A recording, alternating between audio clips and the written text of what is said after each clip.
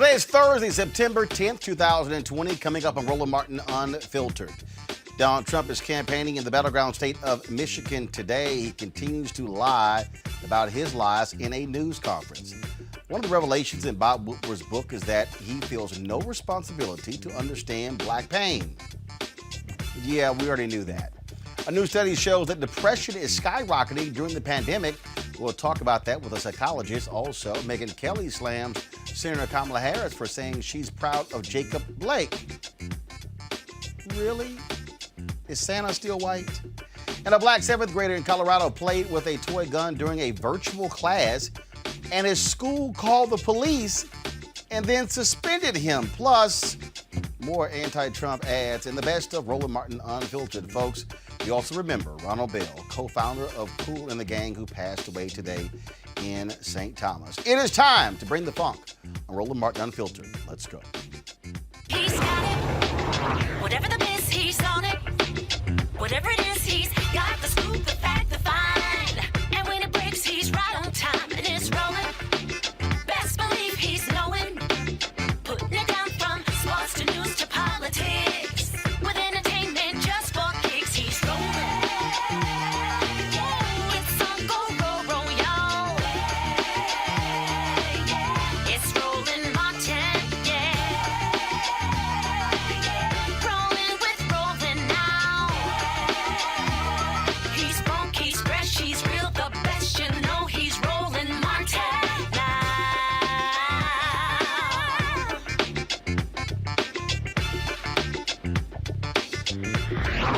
Martin. All right, y'all. Donald Trump is in Freeland, Michigan today, trying to rally his supporters, a state he won in 2016 and one his campaign considers a must-win in 2020. Now he's holding his rally at an airport hangar, an outdoor alternative to his indoor rallies that have been made nearly impossible by the pandemic. Governor Gretchen Whitmer calls the visit very distressing because Trump hasn't embraced wearing a mask. Well, no shock, that's what he's done. But he also lies about everything as well. Of course, today in a news conference, ABC's Jonathan Karl. You know what? Since, of course, it's time for Trump Lives Matter, go ahead and run it.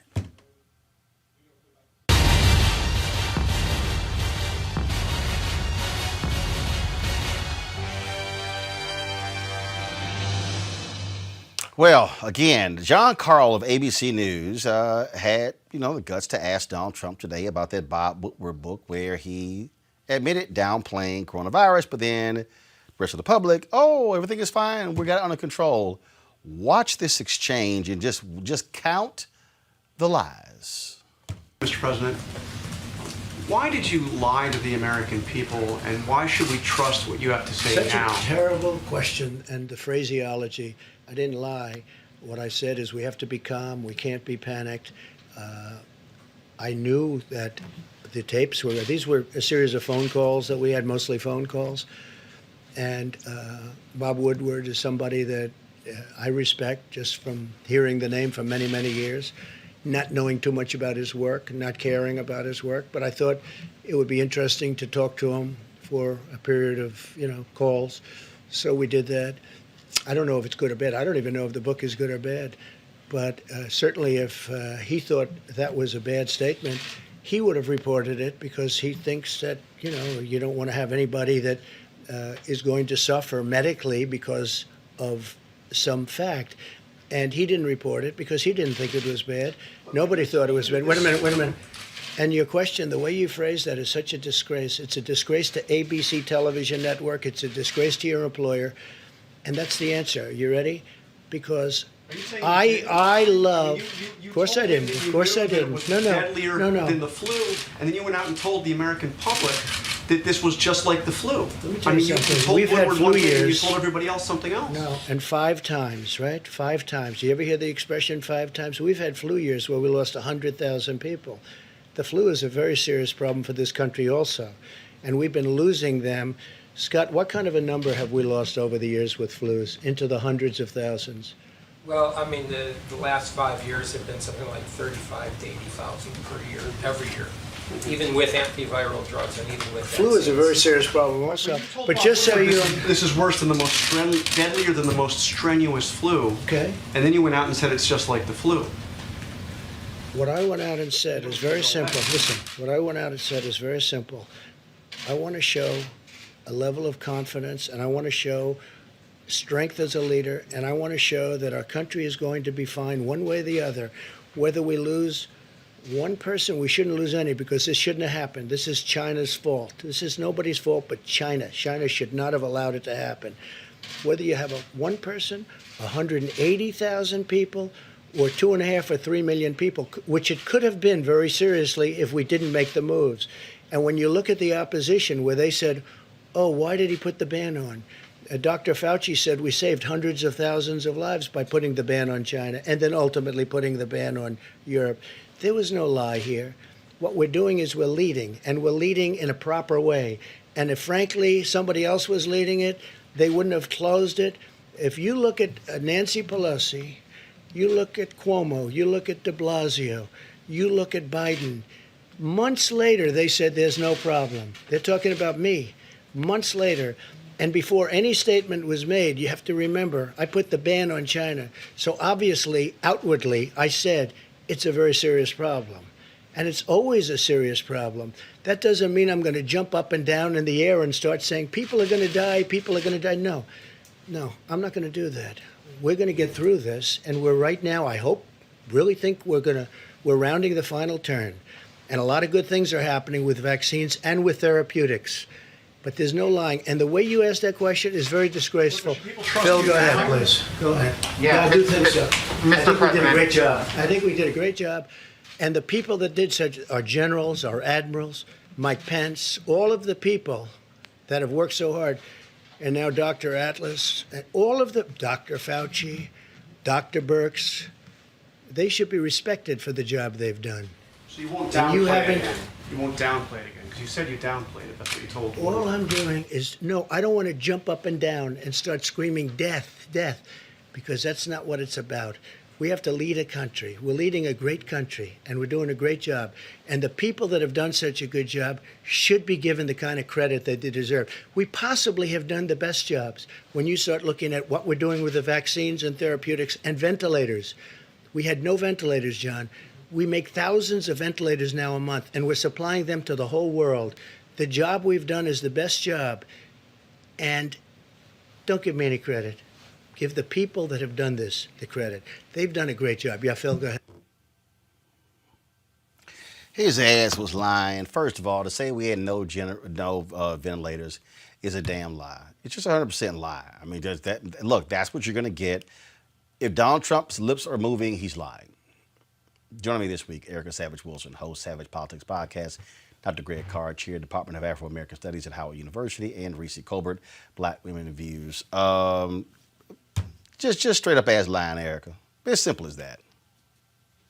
I mean, bottom line is, oh no, that question is horrible. That's just a disgraceful question. No, you're a disgrace.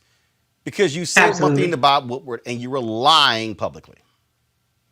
Yes, the same Bob Woodward that has written 19 books about American politics. But I will tell you, Roland, where he was telling the truth, that the United States is, in fact, leading. We're leading in COVID infections at 6.39 million. We're leading in deaths worldwide right now at just under 192,000. So if people want to continue on with a leader who could really care less, who believes that when he steps to that dais that he's actually presenting himself as a strong man, what he's doing is really furthering the fact that he is a pathological narcissistic liar, that he has no strategy, that he has no plan, and that what he does every time he steps up to address the American public, as he disgracefully did today at 3 o'clock, interrupting our days, was to really prove the point that the level of incompetency that this particular regime has demonstrated is not something that we can continue to hold on to for the remainder of 2020 and definitely not into 2021. And the bottom line here, Reese, again, when you look at what he said, I wasn't jumping up and down. I wasn't trying to scare people, but you sure as hell try to scare about the caravan. And you want to scare suburban white women about Cory Booker's going to come to your house when, hell, a lot of them wouldn't mind Cory Booker dropping by their house. Then Antifa and everything else. And, here come the scary black people, Black Lives Movement. Yeah, I mean, the bottom line is Donald Trump has always been the chaos president. And the notion that he is somehow has an aversion to panic, he didn't want the stock market to panic because that's how he measures success and economic success in this country. But he absolutely has no problem playing to people's fears and to chaos and creating panic, even where there is none. But the problem is not just a matter of his rhetoric being lying and dangerous. The problem is his actions. We know how he refused to act on actually addressing coronavirus. We had ventilators that were out of date because he did not keep up the national stockpile that President Obama and Vice President Biden left. We know that he, had a bidding war between different states because he refused to invoke the Defense Production Act. So this is not just a matter of Donald Trump's rhetoric being dangerous. This is a matter of his inaction, his deliberate abdication of his responsibility, as well as his administration's responsibility to have a national response. And to me, the most damning part about all of this is that he thinks this is a good job. That alone is damning. Do you guys think it's a good job that most of us that are responsible are still stuck in our house, that we're retreating when it comes to testing, no longer testing people who are coming in from outside of the country, that we are opening up schools unsafely where schools have to close down multiple times? What about this response is competent and encouraging? Do you guys want another year, 4 years of this kind of great governance? I don't think so. People really need to wake up and realize that regardless of all of his lies, the actions and the fact that he thinks this is a good job is reason enough to vote his ass out. So here's what I find to be really interesting. Greg, so Bob Woodward should have called the authorities. Like who? I mean, to say, oh, he was concerned, he should have called the authorities. Idiot, you occupy the White House. Right. What I keep trying to explain to people, Greg, about this, and especially these people who say, oh, Trump and Biden, they're the same. If you think you've seen insane in the last 4 years, you do not want to see insanity if Trump gets another 4 years. No, you're right, Roland. By the way, I guess we went out tonight with the black and gold. That's beautiful. Yes, sir. I guess looking good, guys. Looking good. I really did that. For sure. but it's funny. We're finally getting to the point, maybe in this country, where we are reframing the narrative. Donald Trump is only interested in one human being. That's Donald John Trump. He's tried to shrink the entire country down to one man, and that's worked for a few people in this country. I like what Seth Meyers said the other night. Seth Meyers said every time Donald Trump opened his mouth, it's like listening to slam poetry night at the head trauma injury ward. In other words, we have to stop treating this man as if he is mentally well and anything other, as Reese said, than a narcissist. He's only interested in himself. At this point, he is desperately trying to figure out a pathway to re-election. He's collapsed the post office. He has called anyone with any credibility or competence from his leadership there in the White House. He has bought all in on Stephen Miller's ultra uber racist white nationalist terrorist agenda. And in that exchange we saw today, that's the latest member of his playpen, that fool Scott Atlas out of the Hoover Institute at Stanford. And his own colleagues out there at Stanford said, don't listen to this guy, a radiologist telling people masks don't work, children can't get coronavirus. A snake oil salesman is saying herd immunity is the way to go. Donald Trump has gone all in on the reality that only exists between those orange ears in his addled skull. So as a result, it was interesting today, Roland, to hear the word lie given to him in the White House. Perhaps we are at an event horizon at a moment when we don't need to talk about how many times he lies. The man is mentally ill, a narcissist, and determined to hold on to power by any means necessary. With that as the point of departure, we can now approach everything that happens. And again, it's just people who don't understand what we're dealing with, and people say, oh, you shouldn't be focusing too much attention. I'm trying to tell y'all, early this week, Mitch McConnell moved on another federal judge. Yes, They plan on moving on they have 4 other federal judges queued up. They plan on, so that's going to move them to about 207 or 208 federal judges that are lifetime appointments. Y'all need to understand. And so understand the okie doke that these people are trying to play. And when people also sit out here and say, well, you know, we should be making demands, we should be making demands. But let me be real clear. He ain't listening. He don't care about nobody black. In fact, in the About What We're book, he was, if we have that video, let me know if we have the video, where he was asked about the whole issue of black pain and suffering and about white privilege. He was like, I'm sorry, you drank the Kool-Aid, Bob. Listen to this. Hey, but let me ask you this. I mean, we share one thing in common. We're white, privileged, who my father was a lawyer and a judge in Illinois, and we know what your dad did.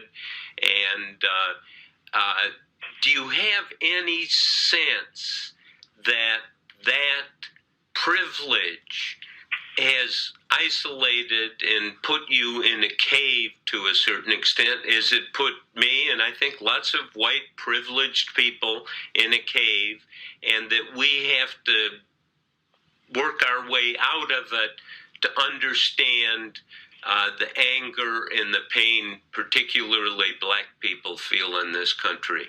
Do you No, you really drank the Kool-Aid, didn't you? Listen to you. Wow. No, I don't feel that at all. Of course he doesn't feel that way, Reese, because he's benefited from white privilege. He is the embodiment of white privilege. He's a white supremacist. I'm not going to steal Erica's line because I think she says it better than anybody. So, but I mean, he is the white nationalist president. This is a person who actually has tried to roll back diversity training in the federal government. He calls anti-racism, curriculums anti-American. Okay, so are you saying that it's American to be racist? I mean, obviously, Dr. Carr would say absolutely, and we would all agree on that. But this is a person who was all about white nationalist power. The privilege is something that he believes is his birthright. So this notion that privilege is something that he is insulated from or some sort of negative is completely foreign to him. And he has conducted himself in that way. He truly believes that he is superior because he's white, and that there's no need to understand the plight of black people because black people are inferior to Donald Trump. And he has, like I said, through his racist housing, through his treatment of his employees, through his actual policies like child separation, the Muslim ban, his racist criminal justice policies, he has made it clear that he does not give a damn about black people or Mexican people or anybody who is not a white male. It's understanding how a person, first of all, how they lead, what their perspective is. There's a piece right here in the New York Times, Erica. Go to my iPad. It says, in encounters with black leaders, you should be able to see it. Says, in encounters with black leaders, Trump has chosen photo ops over substance. The president claims he's a champion of black Americans, but those who have tried to work with him tell a different story. Yeah, I mean, I've sat in 2 meetings with him. Donald Trump don't give a damn about black people. Yeah, never has. And I think Reese laid it out so plainly, for people that need to really hear kind of broadly how he's demonstrated that outside of his own words. And we must remember that Donald John Trump, the son of a Klansman, because his father was in fact arrested at a Klan rally, it's the same person that entered the body politic in the early 1970s because he, along with his father, the Trump organization, refused to rent their particular units to people who were black or brown or people of color, even going as far as having people to note that on these applications, if that person was colored, so to speak, meaning black, that would be noted on their application, so they would not have to rent out to that person, or they wouldn't rent out to that person. So he was taken to task by the Nixon administration's Department of Justice in the 70s at that time. So when we think about that and we roll it into when he took out ads in New York publications to say that he was calling for the death penalty to come back, and specifically around 5 young Black children, teenagers, who were exonerated, having said to have done harm to a white woman in Central Park. And now here we are. This is the same person that has always been.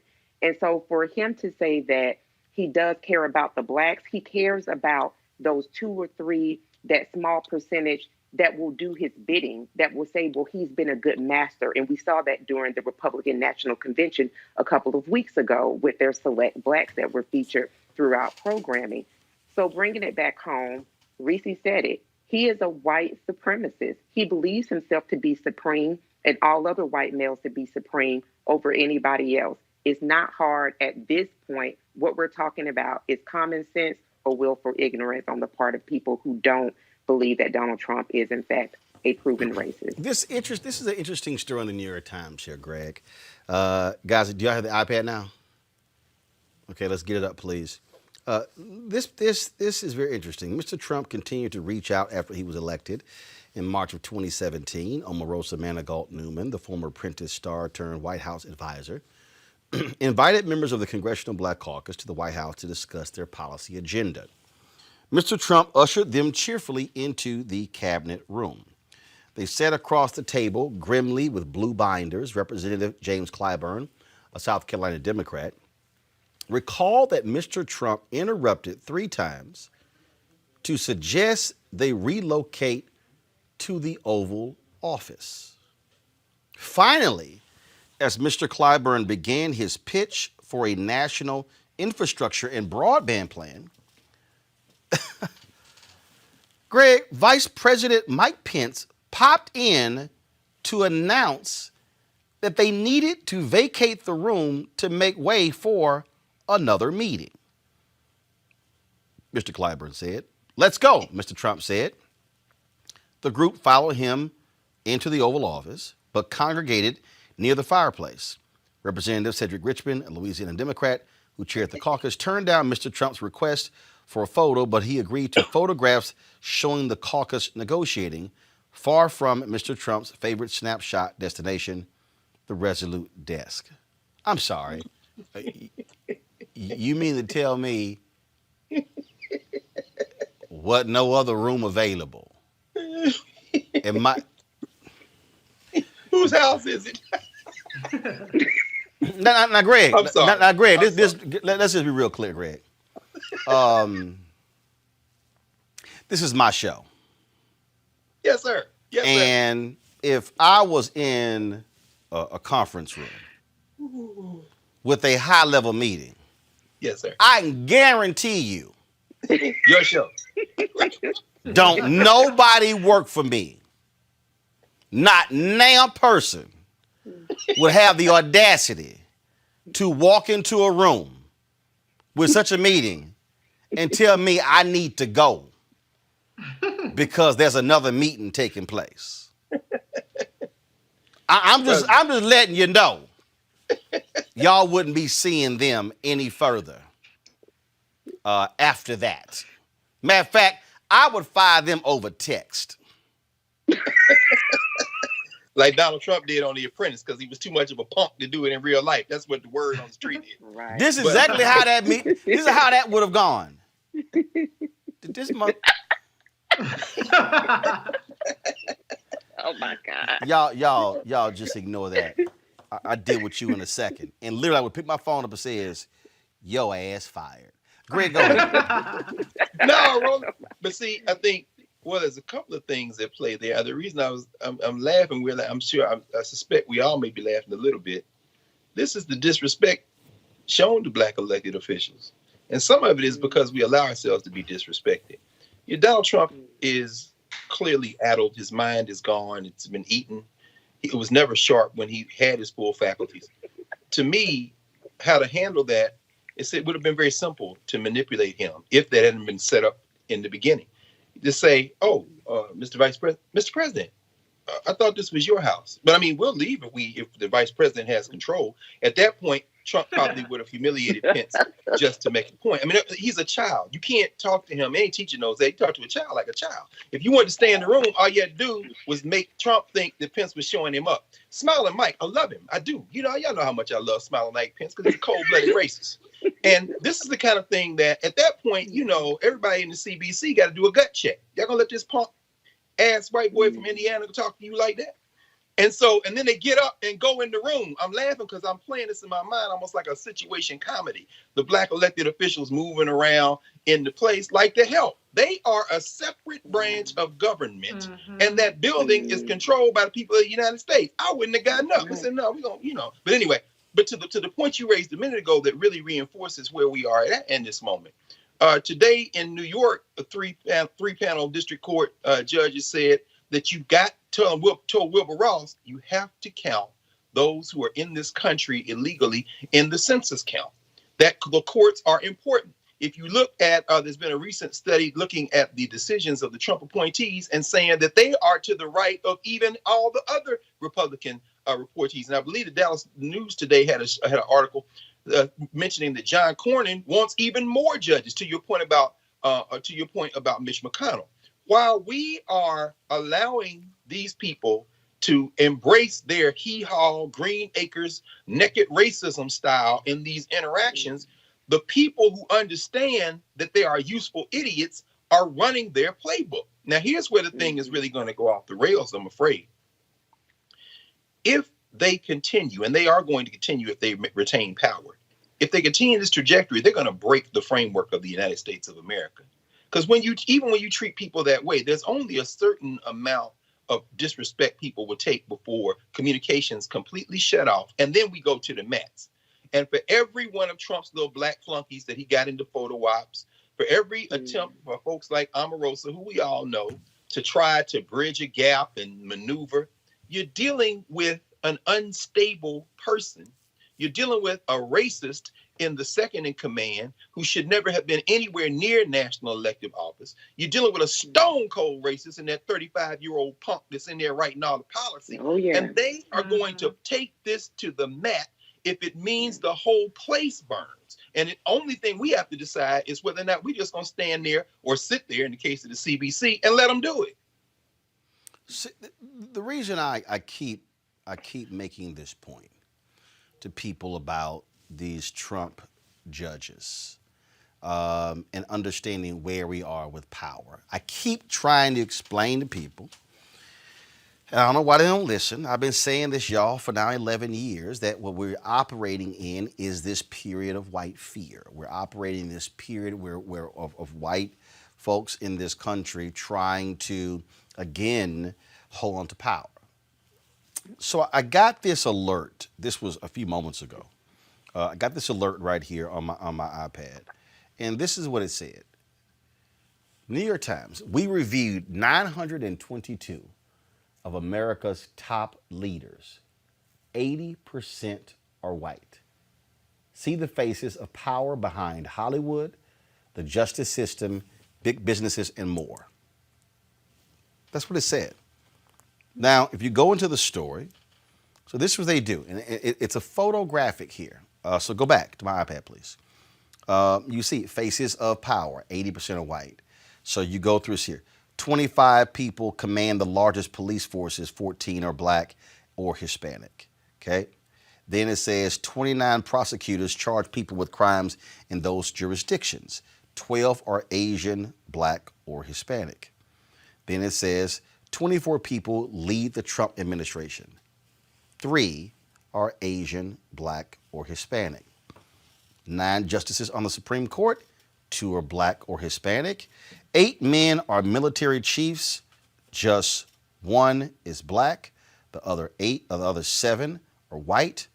Of the people at the top 25 highest valued companies, 6 are Asian or black, but let me fix that. 5 are Asian, 1 is black. Okay, so let me just go ahead and fix that. Of the people who head universities in the top 25, 1 is Hispanic, nobody is black. 15 people direct major news organizations. It says here 3 are black or Hispanic. Let me correct that. 1 is black. Dean Baquet, right here, right there, with the New York Times. Okay?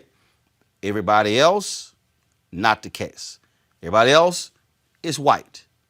Okay? The only the person who isn't is he just took over at let's see here at NBC, leading their group, and so I'm trying to pull it up right here. See who is it? That's Norman Pearlstein, Nicholas Carlson, Alexandra Wallace. Then you have right here Marthel Perez. She's USA Today Gannett, only Latino. Okay. So what says 3? So, okay, let's go through here. The 5 people who have the most influence over book publishing, all white. The people who edit the 10 most read magazines, all white. 14 people oversee most of the music that is produced and played. Now, I hope now see, some of y'all need to get 14 people oversee most of the music that is produced and played. 2 are black or Hispanic. Who is the black guy? Right here is John Platt, Sony ATV. That's it. That's the only black person. Oh yeah. All that music y'all listen to, these are the people who control the music. 25 people run the top TV networks in Hollywood studios. 3 are black or Hispanic. Really? So, okay, now right here, okay, so I gotta even challenge even this list. So Wanya Lucas, Crown Media Family Networks, Hallmark. She used to be the CEO of TV One. You have down here, she just got this job, Perlina Igbokwe, NBC Universal Television Studios. She just got that particular job. And then you have someone who is, but again, y'all, let's be clear. We're on top TV networks. I got a question. So you got the one sister with NBC. I got a question Crown Media, how they came up with that determination. But again, TV studios, Hollywood studios, nobody black. Of the people in charge of the 25 highest valued fashion companies, 3 are Asian or Hispanic. No black people. 99 people own professional baseball, basketball, and football teams. 6 are Asian, black, or Hispanic. There's only 1 black person on this list, and that is Michael Jordan. That's it. I'm looking here. Ain't nobody else. So really, so 93 of the 99 are white. 100 people write laws in the United States Senate. 9 are Asian, black, or Hispanic. Think about that, y'all. That means 90% of the United States, 91% of the United States Senate, white Americans. Let's go on down here. 50 people are state governors. 3 are Asian, Hispanic, or Native American. Not a single African American. That means that when you start breaking this thing down again, who is running the country? Yep, 90% white governors. 431 people currently write laws in the House. 112 are Asian, black, Hispanic, or Native American, or otherwise identify as a person of color. Now, here's the deal. The Congressional Black Caucus, they make up more than half of those 112. They have the largest caucus on the Democratic side. Okay? Let me go down here. And all this is important because y'all see the faces. You see, this is power. This is power. And this is the thing, Reese, that I keep trying to get people to understand.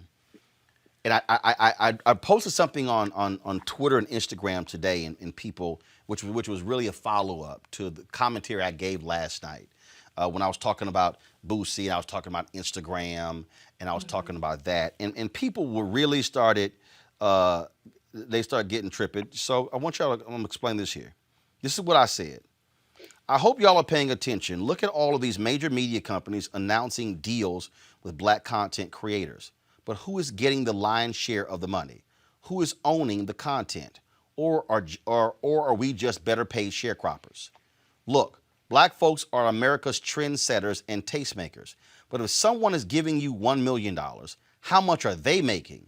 Are you licensing the content or do they own it? Are we also sharing in the revenue? My fear is that what is happening today is similar to when black music artists sign awful radio deals. We get hyped about the attention and adulation, but get screwed on the business end. Ray Charles said, own your masters, and that is still true. When I look at that list there with power, that's the issue. That's the real issue. Can you greenlight? Can you approve a contract? Are you the final arbiter of power when it comes to making decisions? And that, Reese, is what we better be thinking about, and what Donald Trump is doing. 3 people in his administration, they are desperately trying to hold on to power. And let me go ahead and extend this. These white corporate executives in Hollywood, in television, in digital media, on Wall Street, when it comes to the people who control hedge funds, when it comes to people who control pension funds, they want to hold on to the levers of power. And I've said this, that America is going to be just like South Africa, where black people are the majority in South Africa, yet when Nelson Mandela became president, he allowed them to keep the land and keep the businesses, and you have a vast economic imbalance in South Africa today. And 23 years from now, when this nation becomes a nation majority of people of color, at the current rate, you're going to have the same economic imbalance because people of color will not hold positions of power. Right. And, I just want to be clear, too, that power is not a result of merit. One of the biggest scams of white supremacy is convincing people that this is a meritocracy, and that, all these white folks that end up in these positions of power got there by pure merit, by working hard, and that all you have to do is pull yourself up by your bootstraps, and you too can be a CEO. Well, that's complete bullshit, and we know that. And the problem is, unfortunately, what we do as black people, we have more smoke for the few black people that we have in power than we do for all the white folks that are sitting up there running us into the ground. I see people making more demands of the CBC, and I say this probably every week, than I see of them making of Donald Trump. The bottom line is we do have to harness our considerable trillions of dollars of economic buying power. We have to harness our voting power, which there's still debate from people as to whether or not we should vote, or don't let people tell you that you're obligated to vote. We are out of power, but we have power that we can harness a lot better to actually start to move the needle on these things. And where we can't be a part, we can't necessarily ascend to power as quickly in these mainstream or in these white dominated companies, do what Roland Martin did, which is create your own shit. Then you run it, and then you build it, and you demand that you get access to revenue, like, for instance, what you've done with the census, and what I saw that you tweeted about the DCC and other Democratic organizations. That's right. That's using the power. I mean, I sent emails to the DCCC, the DSCC, the DLCC, to Emily's List. I sent it to American Priorities USA, the big super PAC. I sent another email to, American Bridge or whatever it's called. Same thing. And this is exactly what I asked. Yeah, American Bridge. This is the question. I'm trying to understand how much American Bridge is spending on black-owned media. Also, what black pollsters, consultants, and vendors is American Bridge using this election season? Because these folks, outside of the Biden campaign, they are going to spend more than $1 billion on this whole campaign. And I want to know, are black people going to get any of that, or are they going to do exactly what they did even when Obama was there, where they control the levers of power? And when you have individuals who can make $600,000 and $800,000 and $1 million and $2 million on these campaigns, hell, that's why they can live the life and open up their shops and then do whatever they do. But the question is, but a Cornell Belcher, who is a pollster, he got to get out there and scrap for contracts. Yet, let me be real clear, him and Ron Lester got to do that. But you got white boys out there they just give contracts to. When the black ad agency like Fuse or like Burrell or Carol H. Williams, oh, we need y'all to come in and pitch. Well, you ain't had a white firm come in and pitch. And not only that, why is it if you do use a black advertising agency, why they got to handle the black part? Their creative can just as handle the entire media campaign as everybody else. Oh, because you also know that whoever has the agency contract is going to get their 15 to 20% off the top. And then what they're going to do is they're going to kick parts of the contract to their digital company. And see, what's going to happen is the digital company that they also own is going to get their 15, 20% administrative fee. And then they're going to kick another part to the people who handle traditional media, then another company that handles radio, and all three are getting pieces. I keep telling people, you better follow the money if you want to understand power in America. And we're black voters. We're the base of the damn party. Why are we fighting for scraps, as you pointed out, and this whole apparatus that's built off the backs of black voters giving 90+%, 60% turnout to the Democrats? I think that what you're doing is absolutely important, and we have to continue to harness our power, not just on elected officials, but as you point out, these democratic organizations that are happy to take our votes, but don't want to have us have a seat at the table and get money like everybody else is getting paid. They don't want to give us the money, but they want our votes. No, so that's where we need to be making these demands. So, for instance, and again, I know what my lane is, Erica, and why I created this. 2 years ago, the Congressional Black Caucus demanded a report from the GAO on federal government spending on advertising. The federal government in 2018 spent $5 billion annually on advertising. Black people, Erica, black-owned media got less than 1% of $5 billion. I've already made it perfectly clear, okay? Biden-Harris, y'all win. I want to see a minimum of 10% of that $5 billion not going to black targeted. Let me repeat that. Not black targeted, black owned. For all y'all people listening, do y'all understand what I'm saying? Everybody at home, that means we would go from literally less than 50 million, not even that, we ain't even getting that, to all of a sudden 500 million advertising. That's how then we were able to have 20 and 30 and 50 and 100 employees in different countries, different cities. Oh yeah, we can have people overseas as well. But it's the power dynamic, Erica. That means that the person who is in control of power is deciding who gets the money. And that's the game we would be playing at, understanding power. Absolutely. And we have to pivot quickly. So 2 points, Roland. When you talk about the Senate, we have to think about the Senate made it very, very definitive that they were not going to step back into D.C. until September the 8th at 3:00 p.m.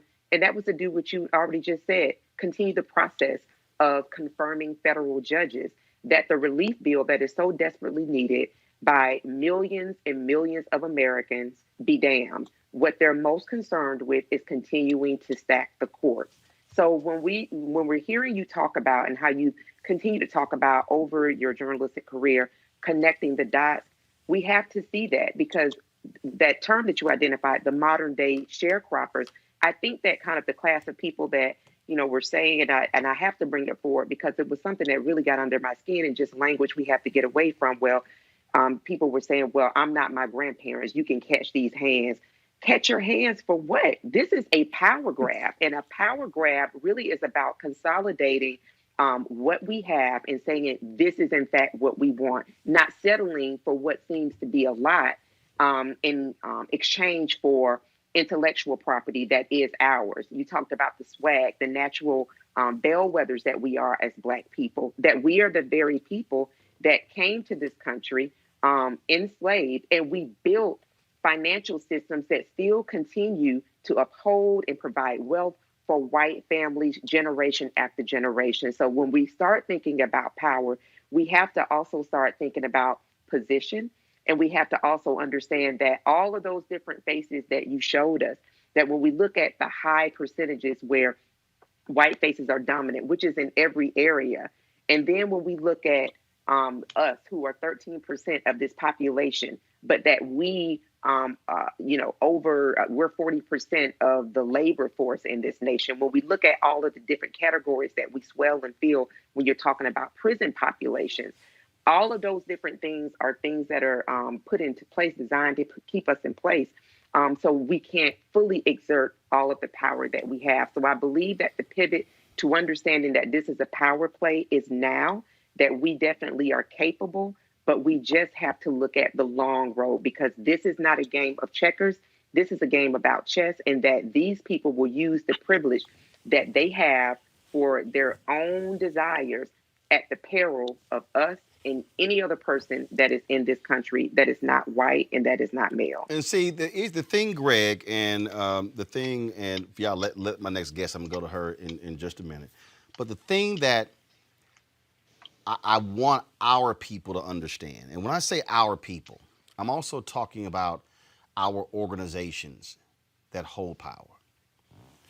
When we at NABJ went after CNN, I knew exactly what we were doing. I was real clear. The fact that they had no black no executive producers, no black vice presidents, no black senior vice presidents, no black executive vice presidents, and no black direct reports to CNN CEO Jeff Zucker. That meant there was no one in the pipeline for any promotion that opened up to get elevated. And we said, no, hell no. Now, they didn't want to meet with me because when Donald Brazile passed on one of my questions to the Hillary Clinton campaign, which is interesting now that the audio is out of Jeff Zucker giving Donald Trump debate advice in 2016. It's amazing how mainstream media want to ignore that. But here's what I told them, what I said to NABJ. One, we don't meet with underlings. We meet with CEOs. They got to be at the table, because power meets with power. And I made it perfectly clear. If a CEO of a media company is not going to be at the meeting, Roland's not going to be at the meeting. I told our president, Dorothy Tucker, you're the president of NABJ. If their president is not there, you don't come to the meeting. That's how it works. But I need black people to start reassessing how we operate. Go to my iPad. Bojangles, in its 43-year history, for the first time now, just hired its first black senior executive. They hired this sister, Monica Sauls, who is going to be she's gonna focus on the company's culture as well as diversity and inclusion. Okay.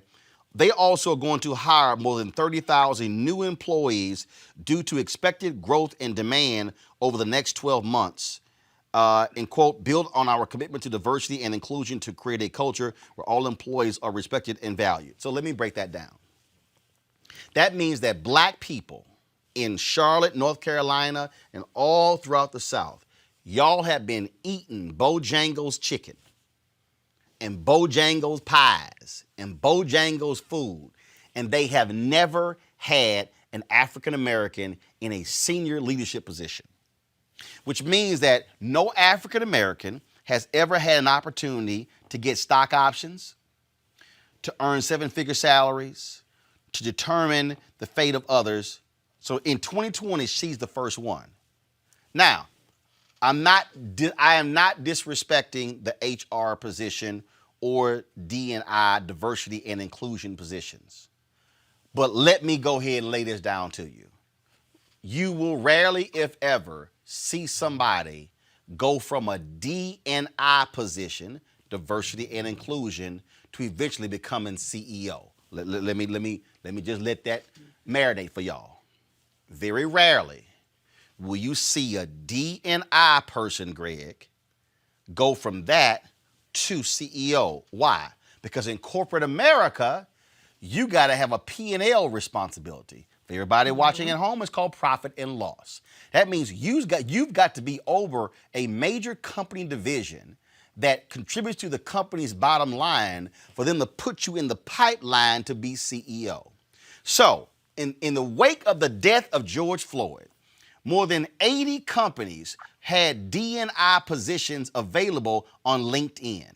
Greg, everybody and their mama all of a sudden is looking to hire folk for D&I positions. But the leadership of companies will not come from D&I positions. It will come from if you have a P&L responsible position. So I'm just trying to get our people to understand what power is and how you must make demands of power, Greg. Well, why should they concede anything, Roland? I mean, why should they? They don't have to. The United States of America was founded as a criminal enterprise in a state of violence. European colonies that came here and dispossessed the First Nations peoples of their land, and then brought us in to the death camps, the plantations, the labor camps, to generate the wealth that built the continuing criminal enterprise. During the Civil War, when the North thought it might lose, the Africans who became first contraband in the South in places like the Sea Islands of South Carolina and Davis Bend, Mississippi, were offered a deal. If you will continue to grow cotton, if you will continue to work these death camps, former death camps that you were on, we will create a situation where you can get ownership of this land. That betrayal, which took place, roughly speaking, from 1861 really through 1865 or 6, when Andrew Johnson took over as president and restored the land rights to the people who had been in rebellion against the United States, and even compensated them for the land that they had sold off to northern land speculators, thereby rewarding them for treason. That betrayal really locked Black people into the system that laid the foundation for where we are today. You ask, when can we start thinking differently? We can't, Roland, because what happened in that moment was the pathway to ownership was, it seems to me, perhaps permanently blocked. You see, land was the basis of full economic rights to match the political rights in a capitalist society through by which our rights are really only as good as our capacity to protect them. And that has everything to do with our economic power. So fast forward to 2020, in the list that you showed, the New York Times article, of those 922, it's really much worse than that. Of the 180 non-whites, I don't call them people of color, because white people have color too. You know, unmasking whiteness is something we have to start doing. Everybody has a color. What they mean is non-white. Right. But of those 180 non-whites, 120 of them were in the United States House of Representatives and U.S. Senate, meaning non-white hands and some white hands had a say in electing them to the federal legislature. Why is that important? 99 major franchises, football, basketball, baseball, these are overwhelmingly non-white sports once you count the Afro-Latinos, and there's only one Black owner, and that's Michael Jordan. Forget the Jaguars and the Buffalo Bills. We're talking about Black. A labor force that is overwhelmingly Black, and it's 1% ownership. But we are not going to change the ownership structure in this country with some employees. We're not talking about, that's not ownership. Right. That's just employees. Right. And so finally, the important thing is this: cultivating a mentality that says representation, demographic representation, translates into power, is the flawed thinking that extends directly from the betrayal of the Reconstruction. Yep. And it has led us now to say, when you see, let's say half those people were Black. If the material conditions of Black people haven't changed, Mitch McConnell and them, their little skinny bill failed today in the Senate that was stripped out of the unemployment benefits, that tried to put in protection against getting sued to their corporate partners. Representation has to translate into collective empowerment. And when you mentioned South Africa, Roland, I think it was very powerful, brother. That's why this show and this platform that you own is so important. That map that you showed today would have been almost 100% white in the 1920s and 30s and 40s, when there was a Black press, when the HBCUs were educating folk. Right. With all the flaws of Jim Crow, we're not saying go back to the days of apartheid, but when Black people had their own institutions and were fighting for the type of access some of us have today, We understood the value of institutions differently than we do now. And when you mention South Africa, brother, in 1985, the government of South Africa, with the backing of racists like Ronald Reagan and them and Bush, them, supported what they called the state of emergency. The country had become ungovernable. That is what's going to happen in the United States. When the majority of this population is non-white and these white folks have decided they're going to run it till the wheels roll off, the country will become ungovernable. At that point, the violence will increase. And finally, the resolution of a settler state that was founded in violence might finally come to a head. They betrayed us in the middle of the 19th century, and that bill is coming due. Don't think that those white faces are going to be protected for what's coming due, brother. It's coming due. Absolutely. We're going to continue with more of this to get you to understand, again, power. Folks love shouting black power. People love talking about, with Stokely Carmichael. No. But you better understand, black power ain't how you feel. Black power is what you actually control. Coming up next, we're going to talk about coronavirus and depression. What the hell was Skip Bayless saying today that Dak Prescott should not have talked about going through depression after his brother's suicide? We're going to unpack that with, yes, a black doctor. Next on Roland Martin Unfiltered. You want to check out Roland Martin Unfiltered? YouTube.com/Roland S. Martin. And subscribe to our YouTube channel. There's only one daily digital show out here that keeps it black and keep it real. It's Roland Martin Unfiltered. See that name right there? Roland Martin Unfiltered. Like, share, and subscribe to our YouTube channel. That's YouTube.com/Roland S. Martin. And don't forget to turn on your notifications so when we go live, you'll know it. As our community comes together to support the fight against racial injustice, I want to take a second to talk about one thing we can do to ensure. Now, folks, let me help you out. The census is a count of everyone living in the country. It happens once every 10 years. It is mandated by the U.S. Constitution. The thing that's important is that the census informs funding, billions of dollars, how they are spent in our communities every single year. I grew up in Clinton Park in Houston, Texas, and we wanted new parks and roads and a senior citizen center. Well, the census helps inform all of that and where funding goes. It also determines how many seats your state will get in the U.S. House of Representatives. Young black men and young children of color are historically undercounted, which means a potential loss of funding for services that helps our community. Folks, we have the power to change that. We have the power to help determine where hundreds of billions in federal funding go each year for the next 10 years. Funding that can impact our community, our neighborhoods, and our families and friends. Folks, responses are 100% confidential and can't be shared with your landlord, law enforcement, or any government agency. So please, take the 2020 census today. Shape your future. Start at 2020census.gov. A recent study published shows that we are in a mental health epidemic. Depression has skyrocketed. 3 times as many Americans met criteria to be diagnosed with depression during the pandemic than before it began.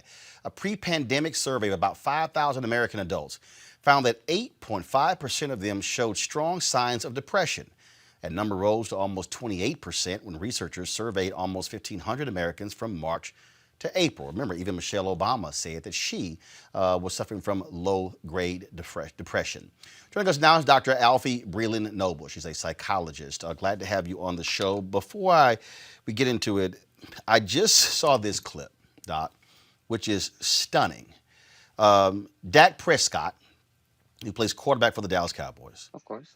In the offseason, his brother, 31 years old, died. Dak revealed that his brother died of a suicide. He talked about what his brother was enduring, having to care for their mother, being the lone provider for their mother who had suffered from colon cancer and who had passed away. And he opened up about how he went through moments of depression during this coronavirus crisis. Yeah. On a national television show, The Undisputed on Fox Sports 1, this is what Skip Bayless actually said about Dak Prescott opening up about depression. I'm going to ask our audience to feel free to go ahead and condemn me if you choose as cold-blooded and insensitive on this issue. I have deep compassion for clinical depression, but when it comes to the quarterback of an NFL team, You know this as well as better than I do. It's the ultimate leadership position in sports. Am I right about that? Mm-hmm.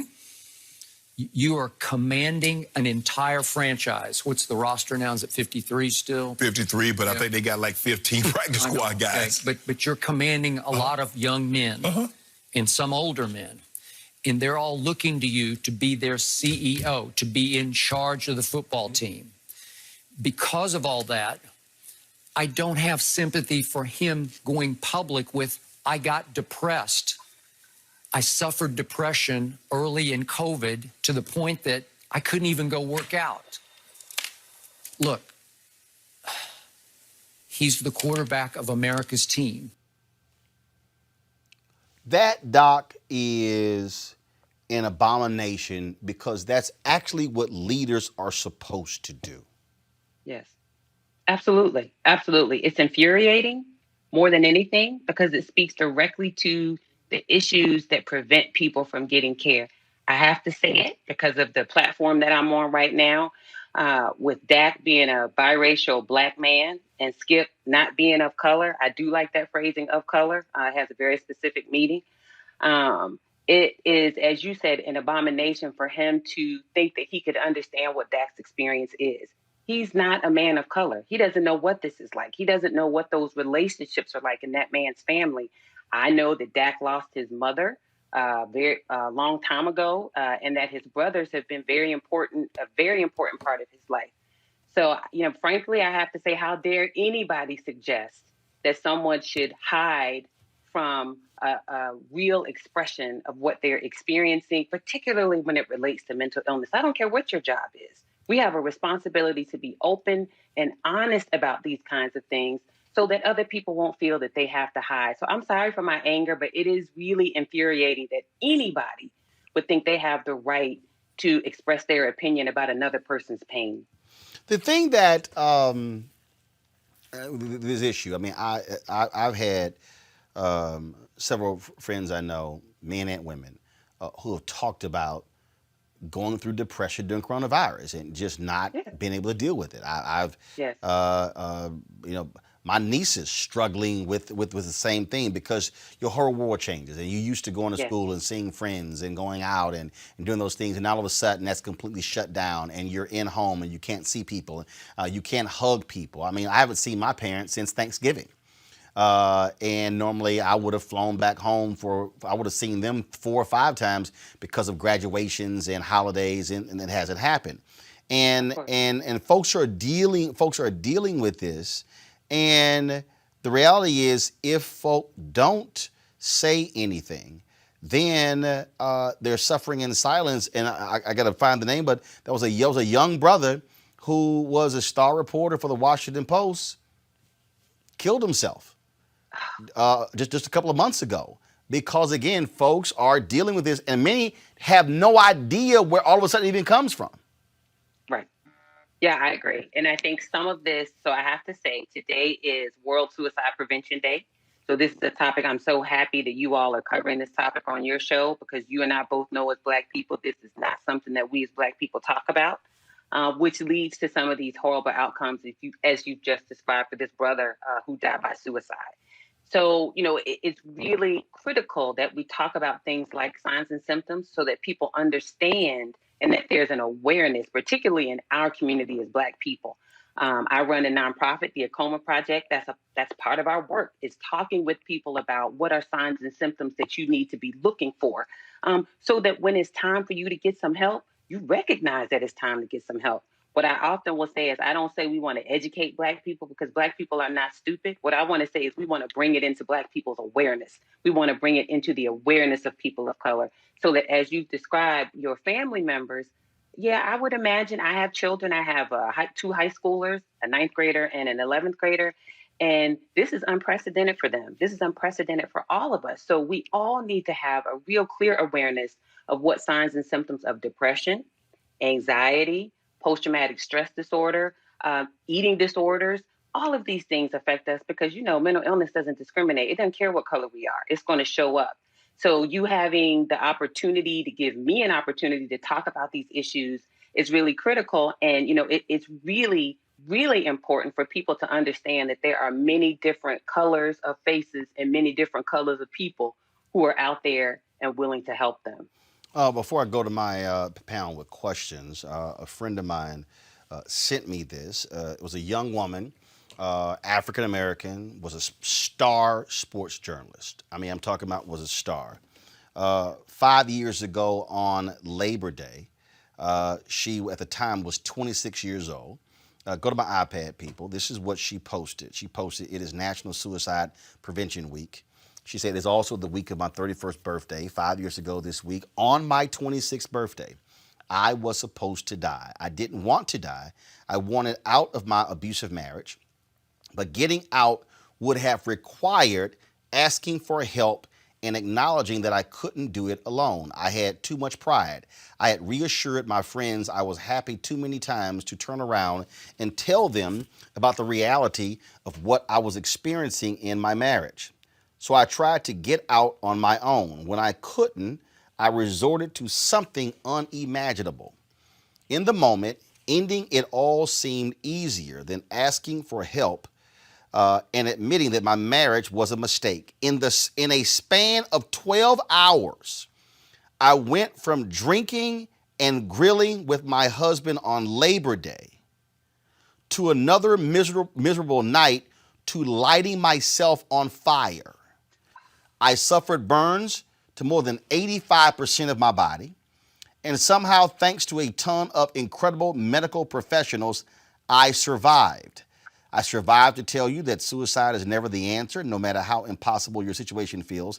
I survived to tell you that in overcoming your most difficult moments, you can learn so many wonderful things about yourself. I survived to tell you that when those closest to you ask how you are, you should be honest. We have to normalize that it is okay to not be okay.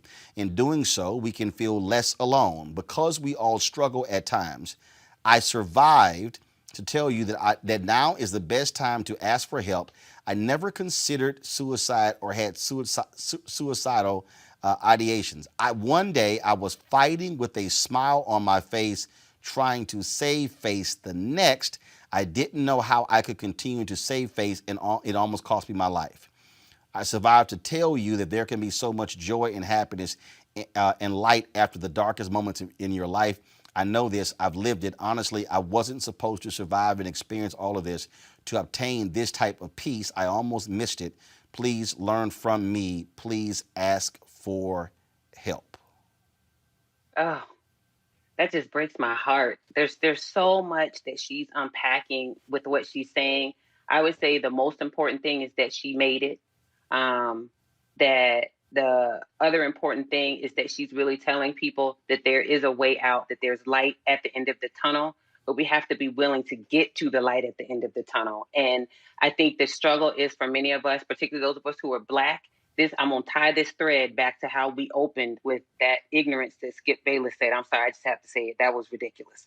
And I think a part of it is there's a direct line between when you are a person of color, when you are Black, and this idea that you have to be above reproach all the time. You don't want anybody to see that there's any crack or fissure in the facade, because I think for many of us, we think that if people find any little way to go in and attack us, they're going to pull us apart. And often, let's be honest, in many of our workspaces for our young people in school, that's what happens. If people find one thing wrong, they go in for the kill, so to speak. And so that prevents us from demonstrating or showing any vulnerability, because as we saw with Skip, he criticized Dak for being open about not wanting to go to work because he was grieving. It's not just depression. He was experiencing grief at the loss of someone who was very dear to him. And so it makes sense to me that she would share that she felt like that. The one other thing I do feel like is important to unpack is when we as Black people, and this is not a criticism, it's an observation, say things like, I've heard other people say, well, I had no idea that that person was struggling. I didn't see any signs or symptoms. I think it's important for us to raise awareness about what signs and symptoms look like. Suicidal ideation is not always just about in the moment thinking, I want to take my life. That's not what it's always about. Sometimes it is, I wish I were not here anymore. So one of the things we do when we treat people and what we train people is we ask a person to respond to the question, is there any part of you that wants to die? Is there any part of you that no longer wants to be here, because you're really trying to get at getting people off of this idea that 100% of who I am needs to be ready to die for me to feel that I'm experiencing suicidal ideation. So I'm just so heartbroken by the pain and the experience.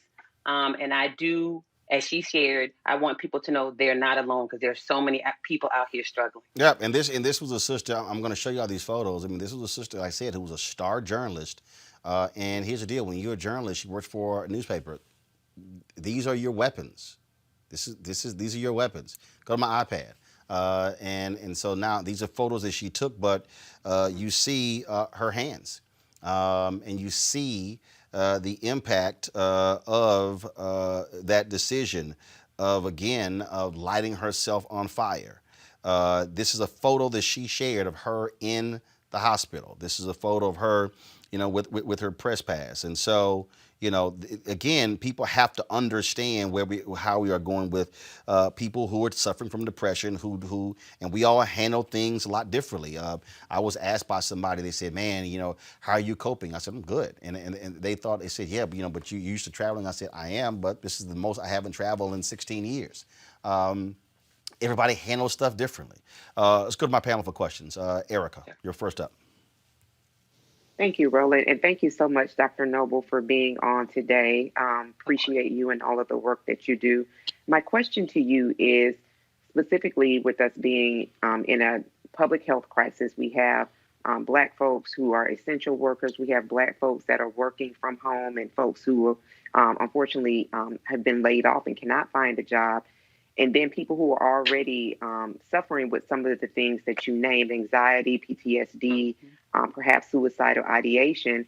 What are some of the tools that you would be able to provide to the general public when it seems as though this is something that everybody is experiencing, not being able to grieve people that we've lost to COVID-19 in the way that we're accustomed to, particularly in the Black community? So for these conditions that may be exacerbated for some people that are already suffering and perhaps taking medications, what do you offer to for people not to get to a place, hopefully, where some of the experiences that Roland brought forth with the journalists and perhaps even make it? What are some things that we can do? Sure. So I appreciate the kind words, my sister, and I appreciate the question. There are a couple different things. One, I will say up front, for anybody who wants to go to therapy, it's all virtual for the most part right now. And there are many organizations right now, I feel like I would be remiss if I didn't say this, that are offering free mental health supports, free sessions of therapy for people. The Loveland Foundation, the Acoma Project, there's Beam.org. There's so many organizations who are really working to try to support people who want to receive care. The Sad Girls Club is another one, to give them an opportunity to have exposure. So that's one. So if you can take advantage of those, I would encourage anybody to do that. Secondly, if you're not ready to go to therapy, you're not ready to go see a psychologist, a psychiatrist, a social worker, any of the alphabet soup of folks who provide the care, there are a couple different things. The first thing is we have to acknowledge and recognize that mental illness is a thing that impacts us as Black people. There's no such thing as, we don't have those issues. Mental illness is white folks' problems. It's really not. It's everybody's issue. Once we acknowledge that mental illness is an issue that impacts us as Black people, we have to recognize and understand signs and symptoms. Again, I talk about awareness. Do we know what anxiety looks like? Do we know how depression feels? Do we know what the cluster of symptoms are that we need to be paying attention to? Do we know what it means to be exposed to trauma and have the resulting anxiety and depression as a result of being exposed to trauma? Earlier this month or last month, our sister Gabrielle Union talked about the recurrence of symptoms of PTSD related to a sexual assault that she experienced when she was much younger. She was 19, 20 years old, because we are in this condition of coronavirus and being stuck in the house. So it's the ability to understand and recognize when we're not feeling quite right, and being able to associate that with signs and symptoms of psychological distress and mental illness. Then I would say, once you have an idea that you might be dealing with something, it is taking active steps. I talk about active coping all the time. Get off of social media. Don't stay on social media all day. Curate your news. Don't sit and watch all the news all the time. Yes, you need to be informed, because that's a good one. People say, yeah, but I need to be informed, Dr. Alfred. Okay, that's all fine and good. But you don't need to sit and watch the same stuff over and over and over. There was a young man who died by suicide, and that thing was circulating on TikTok. Like, I'm horrified that anybody would want to watch something like that. Just to stay away from that. I am an avid meditator. I meditate daily. I've been doing it for 17, 18 years, daily for about 4 or 5. Exercise. Now I'm going to sound like people's mom. Get some sleep, right? You need good sleep, because if you're tired, you can't manage your health well. You need to eat better. All of us need to eat better, myself included. I need to lay off the French fries. And you need to find people to talk to, right? The other thing about talking to each other, one thing that we do as Black people, and I promise I'm almost done, is we share our stress. So I'd like to show people it's like a pot. Think a visual of a big cooking pot. Everybody dumps their stress in that pot, and everybody's eating out the pot at the same time. Sometimes we just need to be a listening ear and not trade stresses with each other. Sometimes we need to just talk and not allow the other person to give us whatever stress they're dealing with. So those are some of the things that I would say. Thank you. Reese. You're welcome. Thank you, Dr. Breland Noble. Those are really amazing points that you made. My question is, how important is it to you that we kind of properly identify those things? Because to me, depression is a heavy word. Mental illness is a heavy word. And sometimes you don't feel well. And that time I've had moments where I've struggled and I felt like depression is probably what I'm suffering from. But then also I'm like, well, that sounds a little bit like overkill for, having a moment here and there. How much does the timing in terms of the persistence of anxiety, depression, or however it's characterized, play into how it's, characterized? Or is it more so about if you're feeling a certain way that you take these different steps that you've laid out? Sure. So the first, I think it's a wonderful question. I really appreciate it. It's very thoughtful. And it gives me an opportunity to really talk a little bit about unpacking this issue of mental illness and stigma. Because one of the things that happens is, again, going back to what Skip said, when people hear people like Skip Bayless criticize and say things like that, what a lot of us do, myself included, is we want to be as far away from any mental illness label as we can possibly get. God forbid I have that. I don't want that, because I don't want people like Skip talking about me like that. And so it really sometimes puts people in a bind, because even if they're actually struggling with something that's diagnosable, let's be clear about diagnosis. Most of the diagnoses that we have were not created with Black people or people of color in mind. However, that's what we have for now. I think that if you have a culturally competent provider like myself, we are the kind of people who can help you sort of unpack what it is that you're feeling, whoever it is, and give a label to it that feels appropriate and that feels what I call culturally relevant. So, for example, when you're talking about depression, you want to be looking for a cluster. I'm so appreciative of the wording that you use, a cluster of 3 to 4 symptoms that persist over a 2-week period. Maybe you don't feel it every day, but more often than not, if you come in my office or anyone comes into my office and we start having a conversation, I'm starting to think depression if I hear significant changes in sleeping habits. You sleep a lot more, you sleep a lot less. Significant changes in eating habits, a lot more or a lot less. Significant changes in your mood is low. Maybe you're not just down in the dumps all the time, but it's pretty low. Low grade, like Michelle Obama described, the wonderful Michelle Obama, I love her. That low grade, bad, low mood. One thing that we don't often talk about that is often a symptom that shows up for our brothers, Black and Latinx in particular, is irritability and anger, right? A lot of times underneath that irritability, and anger, that's depression. Because what's more acceptable, bucking up to somebody or looking right sad and pitiful? It's not acceptable for our young men and our men to look sad and pitiful, so you look angry. It serves the same purpose. You want to keep people away. So if I'm angry and fussing at everybody and snapping, nobody wants to get close to me, and that's what I want. People who cry a lot, right? You're crying for for unknown reasons. All of those things, if you see clusters of these that last, like I said, over about a 2-week period, that's when it's time to pay attention. So if it's up and down and it's not persistent, you have a low mood Monday, you don't have another low mood for 2 weeks, you probably are not dealing with depression. But if it's hanging around and you can't really lift yourself out of it, that might be time to talk to somebody. The final thing I'll say is we have something called persistent depressive disorder. We used to call it dysthymia. It's a low grade, low mood that just hangs out for a really long time. Maybe it's not as high as depression, But as Michelle Obama described, I would say that that's probably what she was dealing with: persistent depressive disorder. Great car. Thank you. Thank you, Roland, and thank you, Dr. Alfie, not only for your expertise and years of work, but for your spirit. And I mean, the love for our people is evident. And I'm interested, and this kind of continues in the vein of part of the answer you gave to Reese. Your collective, Akoma.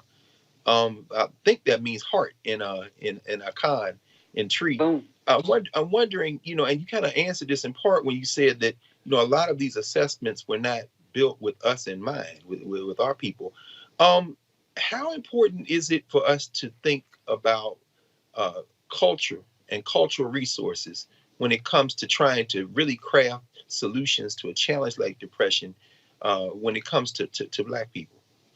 Oh my goodness. So first of all, I have to say, HU, I am a Howard University graduate and proud of it. Yes. And I think that Akoma, as you said, I have 2 A's in mind because that's what fit the acronym. So I really, of course, you're a Howard person, so you would catch that. And it's exactly what you said.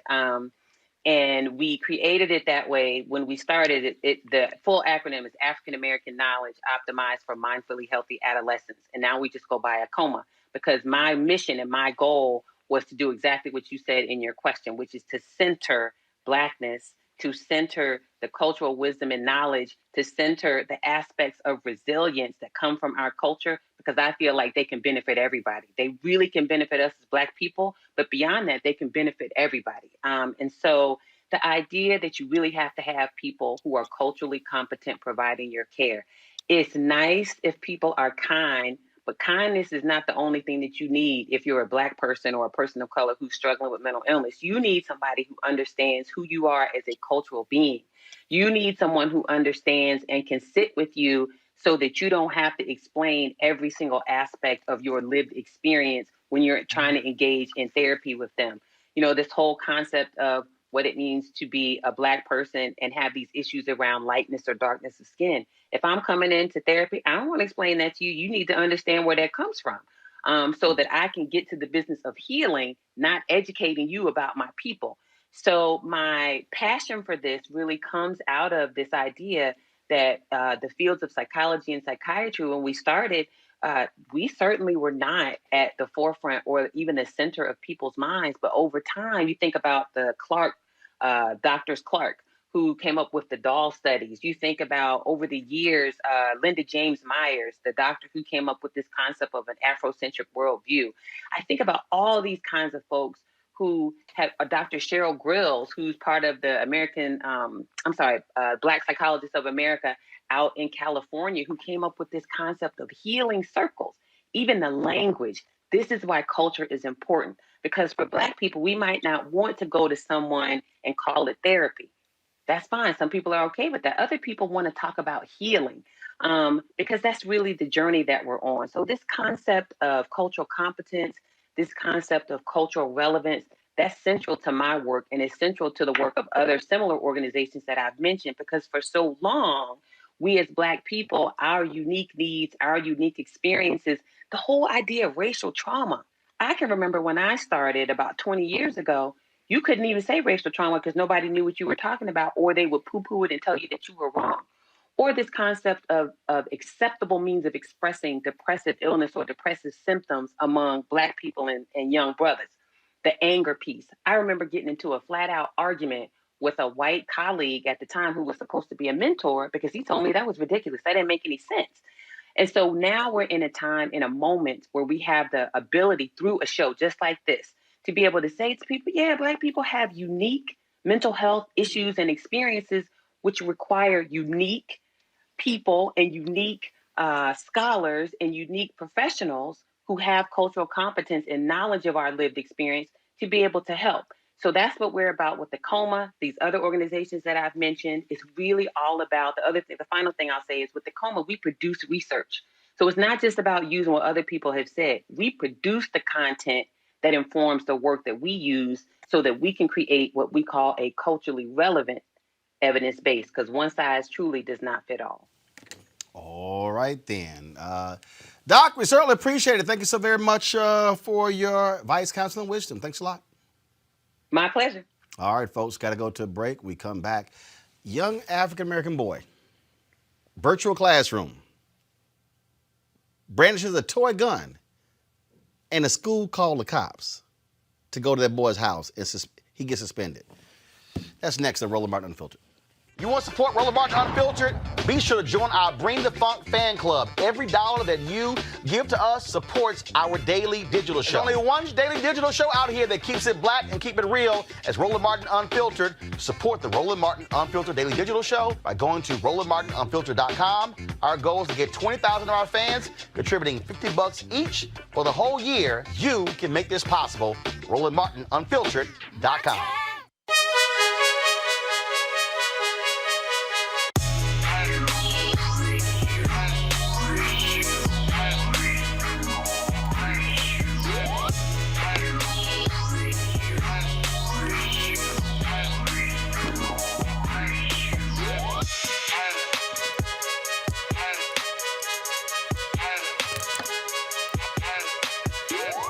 All right, folks, Seek.com is a black-owned company founded by Mary Spiel. They have a couple of great products for you. First of all, these are amazing headphones right here. These particular headphones are Bluetooth, tremendous bass, 360-degree headphones, 4D. You can use this for gaming if you're playing video games. Also, of course, listen to music, videos, you name it. And Greg, yeah, they're great because they're in our colors, black and old gold. So that's kind of important. Then, of course, they have that virtual reality headset here, which allows for you to pop your cell phone right into here. You can watch the content, the virtual reality content right there on Seek.com. You think you're sitting in the room. Guys, put the graphic up, please. You think you're sitting in the room. And so, again, what you should do is be able to use you can, like I say, watch the content. Or if you have a 360-degree camera, I have a 360-degree GoPro. You're able to watch that video as well with this particular VR headset and places you right there wherever it was. All right, to get it, simply use the promo code RMVIP2020, RMVIP2020. Go to Seek.com, CEEK.com, and so we certainly appreciate them being a partner here with Roland Martin Unfiltered. All right, y'all. I don't even understand this next story. A vice principal called the police on a 7th grade black boy for playing with a toy gun doing a virtual art class. Y'all, he was at home. The art teacher notified the vice principal that Isaiah Elliott was distracted and playing with the gun. It was a toy gun. This is it right here. It's green with an orange tip. Y'all, he was suspended for 5 days. He also now has a record with the El Paso County Sheriff's Office and a mark on his school disciplinary paperwork. Put the photo of him up, please. It says he brought a facsimile of a firearm to school. When Isaiah's father viewed the tape of his son's class, it only showed him sitting on the couch, moving the toy gun from one side to the other. He was not waving it, as the teacher alleged. Isaiah is the same age as Tamir Rice, the 12-year-old boy who was shot and killed in 2014 by Cleveland police for playing with a BB gun. This is how stupid some of these people are, Reese. Unbelievable. And then again, remember when John Crawford III, they call the cops, say, oh, he was waving a gun in the store. Video show he wasn't even doing that here. Teacher lied. They got video of actually what happened. This isn't stupidity, though. This is insidious, racist behavior to, penalize a young black kid because perhaps he wasn't showing appropriate attention that the art teacher preferred at that time. So to sit up there and flat out lie and alert the vice president and then turn around and the vice principal, and then turn around to have the cops show up at the house of a black family with the notion that there is a gun in the presence, that is incredibly dangerous and sinister. So I will not excuse it as stupid behavior. This is very sinister, insidious stuff. And they need to apologize. They need to sue the system. They need to remove this from his record because this is just targeting and furthering the trauma of young black kids and the criminalization of black kids, and it's unacceptable. Greg? Yeah, I'm encouraged as usual. because I believe that these contradictions are going to have to eventually come down to a straight up fight. I hope they get a lawyer. I actually went and looked at the student suspension, expulsion, denial of admissions process for the Colorado Springs District 11. And they say that you can be suspended from school property for behavior like this. And they define school property here. If I look at it again, they define school property as using this policy is any school building, school grounds, district property. And the last part, it says, or any school or district sponsored activity, regardless of where the activity occurs. What I would do is turn on my laptop. And the minute they don't let me have access to the school, well, actually, they pull him out. I guess the parents have decided to disenroll him from there. But I would test the definition of school property by saying, I'm in my house. So you're going to suspend me from my house if I turn on the laptop? I would have all their money, brother. I would get a lawyer, and I would force them in this age of this plague that's going on to test the definition of school property and suspension from school property when you're talking about a crisis-related emergency remote learning situation where this laptop is at my house. I think there's a case to be pursued in the courts, and I'd love to see how the judges would decide on this one, brother. Erica. It's deliberate. Having raised a young Black male, I can say very confidently that the number of times that I actually had to go to the school outnumbered some of the times that I should have just been there to do observations or to be a part of different organizations. And this is particularly true with Black children. This is deliberate. I agree with Reese with talking about the insidious nature of it. And then when you consider the step further that the school took and actually making sure that he now has a record with the sheriff's department, one of the things that I'm thinking about is that, whatever tools that this family uses in order to hope to render a reverse decision, that now the sheriff's department has awareness of a young Black child, 12 years old, and they have this address. So if they're going to be in the same neighborhood, if they're going to be in the same area, it concerns me that they have this information about a disruptive child, a child that was, to kind of like frame it in their words that, had a gun, when that was just not the case. It was blown out of proportion. So I would say and hope that the parents are definitely going to fight it, particularly concerning as it looks with the way that his name is now being entered into this judicial system at the young age of 12 years old. And even when you brought forward Tamir Rice, he should have been a part of this graduating class this year. So I'm really hoping that, these are kind of instances that we're used to seeing, hearing, and talking about, that the family will get some really good resolve around it. All right, folks.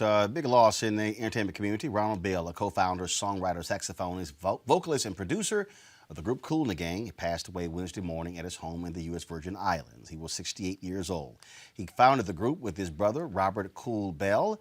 Kool and the Gang chose that name in 1969. From that point on, the group released 8 top 40 albums, 12 top 10 singles, including Jungle Boogie, Ladies Night, Too Hot in Celebration. They have 12 gold and 5 platinum records, a Grammy for Album of the Year for the soundtrack to Saturday Night Fever, and were inducted into the Songwriters Hall of Fame.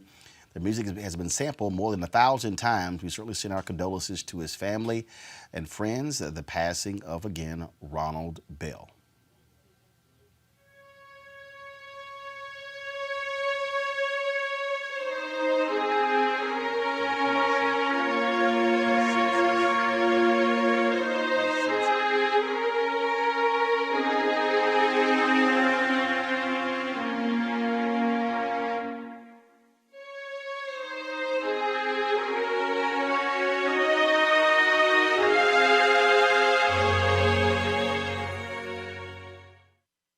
Hey everybody, this is your man Fred Hammond, and you're watching Roland Martin, my man, Unfiltered. Hi, this is Essence Atkins, and you're watching Roland Martin, Unfiltered.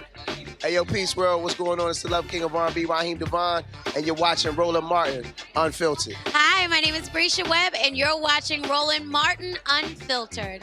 Well, I like a nice filter usually, but we can be unfiltered. What's going on? This is Tobias Trevelyan, and if you're ready, you are listening to and you are watching Roland Martin, Unfiltered. What's up? I'm Lance Gross, and you're watching Roland Martin, Unfiltered. Hi, this is Cheryl Lee Ralph, and you are watching Roland Martin, Unfiltered. I mean, could it be any other way? Really? It's Roland Martin. It's rough out there. People are looking for change, for answers. One answer is at your fingertips, the 2020 census. Census takers will be visiting households to make sure we are counted. Because an undercounted community could miss out on billions of funding for schools, healthcare, and job assistance each year for the next 10 years. Too much is at stake. Respond online today. Shape your future. Start here at 2020census.gov. All right, y'all. So Greg, Reese, and Erica, we've been, of course, playing back some of our favorites on the show. This is our second anniversary. Of course, the anniversary was on Friday, September 4th. It has been quite interesting. So before I play this, I will ask y'all just if you, on top of your head, your favorite show memory over the last year. My favorite. Oh my gosh. Look, Roland, any night you and Scott is in there giving each other that work. Well, you know, I gotta smack around Lil Kappa. I gotta smack around a Lil Kappa. That's to me. Reese, Erica, your favorite? There's so many. I mean, but some of the, I will be honest, the shows that I really do enjoy, some of the ones with Malik on there, because Malik is so dead now. And I love you, Malik. So shout out to, it's nothing personal. Some of the beliefs that Malik holds, the way that Roland then deconstructs those beliefs and then kind of, gives kind of Malik an opportunity for an on-ramp. And Malik is like, nope, I'm going to stay right over here on this side. I think those are some of my favorite moments because you really can't hear the spirit of debate and just kind of, where some people do lean, unfortunately. But yeah, those are some of my favorite ones.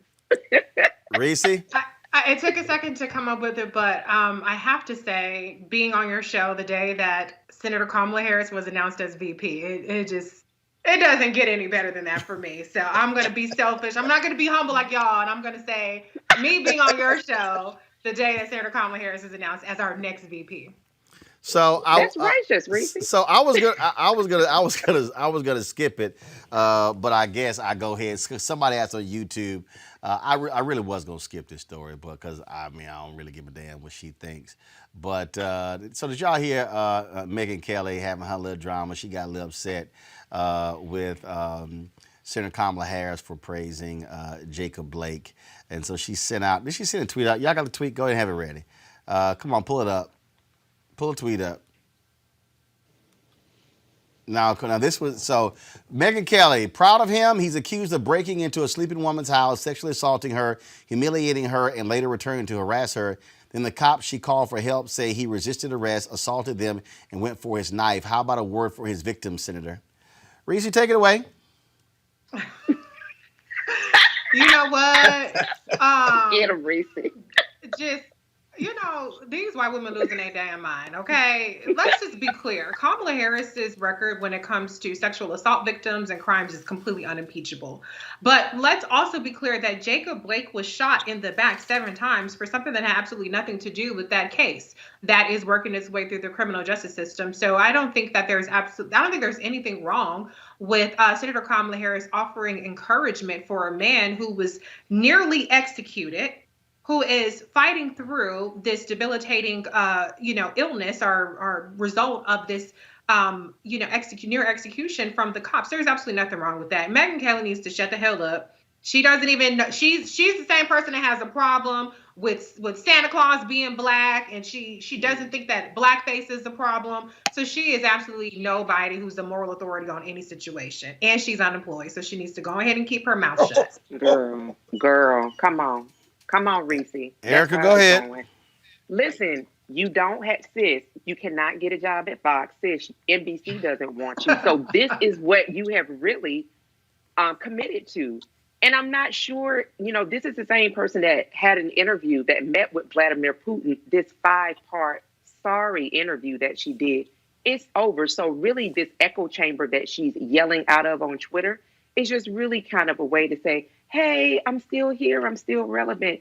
Girl, go and launch that podcast and go somewhere and sit down. It is over, Megyn Kelly. So I was waiting for Reese to eviscerate her. And yeah, when she said she's unemployed, She is very much so unemployed. So And very irrelevant. much so. Yeah, but Girl, remember, this is it what the tweet was about. must be mighty nice and white of them, Greg, when you're able to work for 18 months and get $69 million. Go ahead with your comment. Well, they had to pay her, brother. I mean, listen. We heard the evisceration. That's it, man. I mean, she played the white woman card and wrote it to her little payday, and she's gone on. But what did Miss Angelou say many years ago? Our great ancestor, when people show you who they are, believe them. Megyn Kelly been a racist since the early days. That's how she made her little bones, and then she turned around because the white men were who they showed her to be, and she got a little check. And look, just like Reese said, she's unemployed, and just like Erica said, go on and sit down because go and spend your little money. But that's okay. That's okay. Haters gonna hate. Yeah, as you say, Roland. That's what haters do. All right then. That's what they do. That's it for the panel. But I am gonna play this here, y'all. This was our look back. We were trying to figure out what is it that we wanted to play today that really was quite interesting. Y'all remember when Paris Denard came on here? Oh my God! And y'all remember all that lying that took place over the course of 25 minutes? Matter of fact, before I play this Paris Denard look back, throwback, roll please the Trump Lies Matter stinger, because it's a whole bunch of Trump lying that went on in this segment. So roll that right now, and then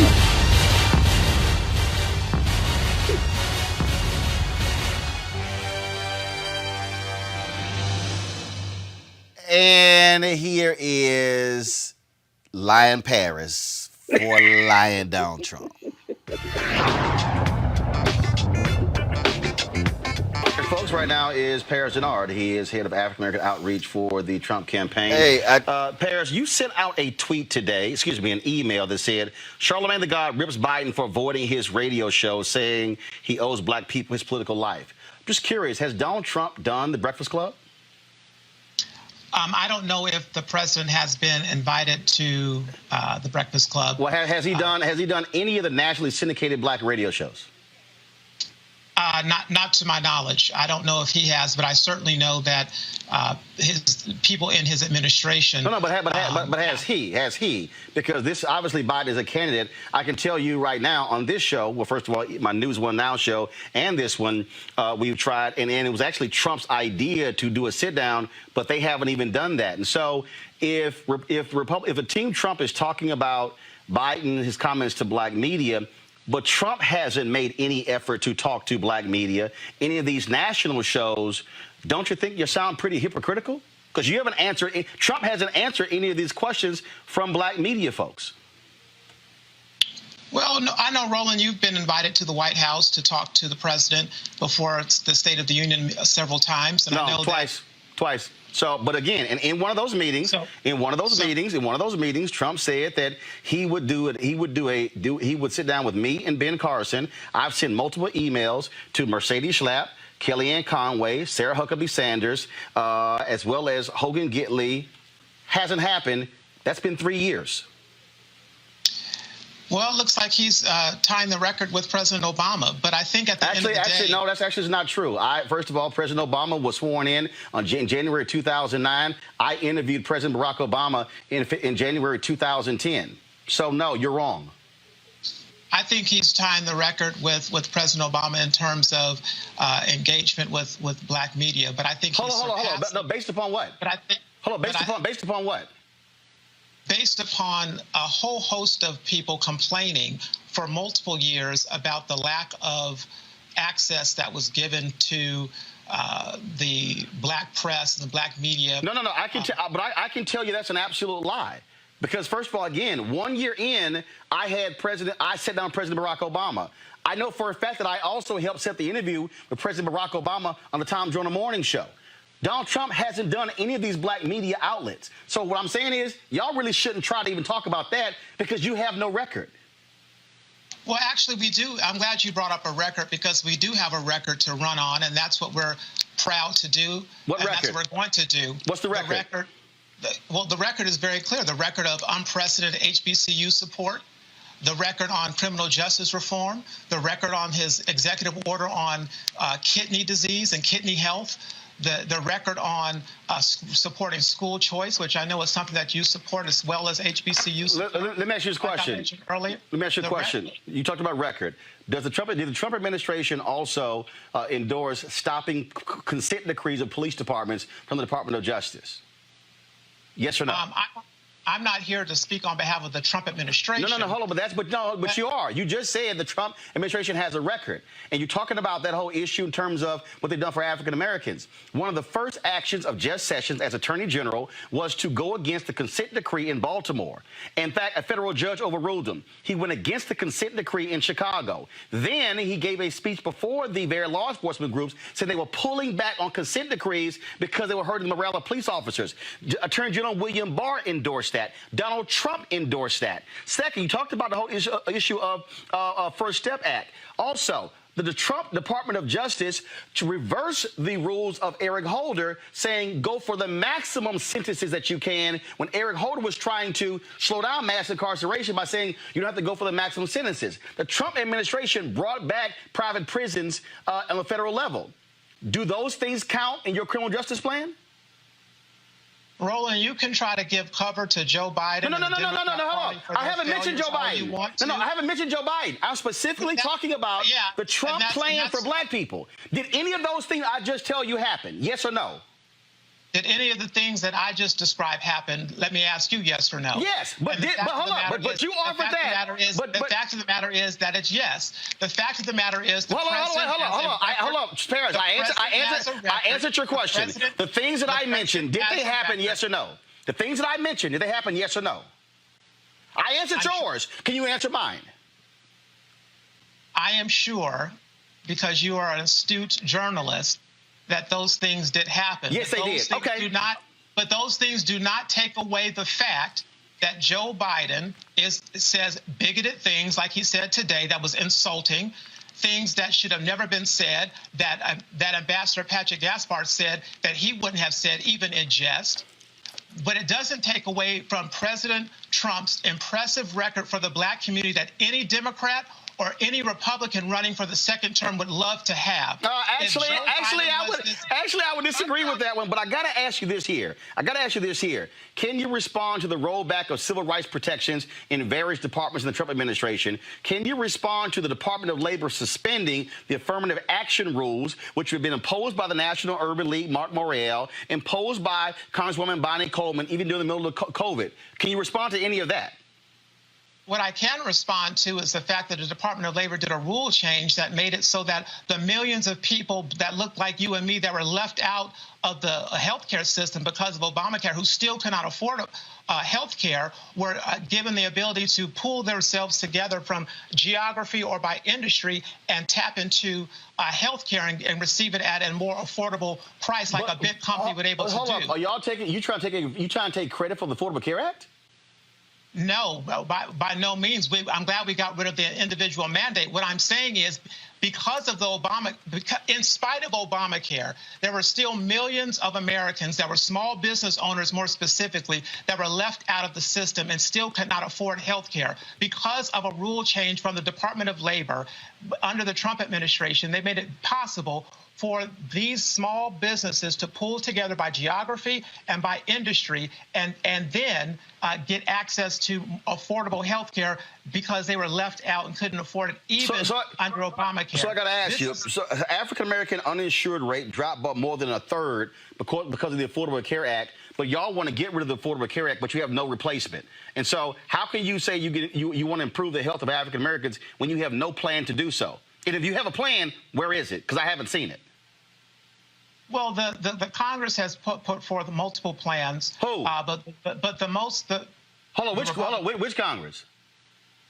The Republican Congress, when this was taken up, I believe the last Congress had multiple plans for it. No, they haven't. In fact, they've been waiting for Trump because he keeps saying he has one, but it hasn't been shown. So what's the plan? Well, the first thing was to get rid of the individual mandate. The second thing was to make sure that as we look at COVID-19, that any black American, any American, period, who cannot afford to go into the hospital should not use economics or socioeconomics as an excuse or a reason to not go. Because of the CARES Act supported by the president and moves by the administration, if you want to get a test, you can get a test. If you want to, coronavirus? Sick, yes, Roland, coronavirus. Hold up, Paris, that's not true. There are African Americans who I know who still can't get tests. So you're actually trying to tell me right now that if any American wants a coronavirus test, they can get one right now? I'm going to take it a step further, Roland, and help educate you and your audience. If anybody right now, especially in the Black community, needs to get a coronavirus test, they can do so. Number one. Number two, if the Trump administration has put forth tons of resources as it relates to community centers and testing. If you saw that over 100,000 through FEMA testings were sent to Detroit specifically. Well, look, I was told we're supposed to have drive-by testing, and there's a big old news conference in the Rose Garden with Walgreens and CVS and Walmart. None of that has actually happened. Well, Roland, what has happened is if anybody that needs to be tested or anybody who is hospitalized for COVID-19, any COVID-19 related health issues, you do not have to worry about paying for it if you cannot afford it. So you're saying, hold on. No, I'm going to go back to what you said. So you're saying that if anybody out there who wants a COVID-19 test anywhere in the country, they can get it right now? Yes. And wow, that's breaking news. That is not breaking news. Actually, it is. It's not. Well, I'm glad to break it to you. And I'll also break it to you and your audience that if you can't afford it, you can still go and get care for COVID-19. So let's not use economics as a reason why we don't go and get the care that we need because of the disproportionate impact of COVID-19. You spoke about... Go ahead. But at the end of the day, what I was brought on to talk about and to address is the bigoted comments of Joe Biden today that were insulting and disgusting.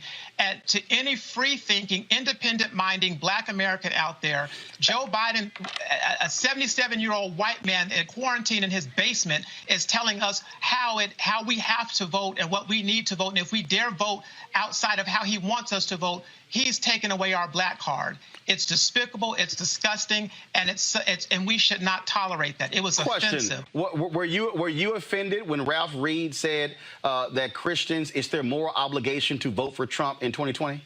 All Christians. I don't find that to be an offensive comment. It's not. So if you're a Christian and then you don't support Trump, Ralph Reed literally said it's the moral obligation of all Christians to render to God and render to Trump. Well, I don't know if you said render to God and render to Trump. Actually, he did. It's actually in his book. Congratulations. I didn't read his book, but I will tell you. But he's a white conservative evangelical. So if you're criticizing Joe Biden for this, do you criticize Pentecostal who looks at the Democrat Party and their stances on certain things morally, and I find them to be reprehensible. So I'm asking again.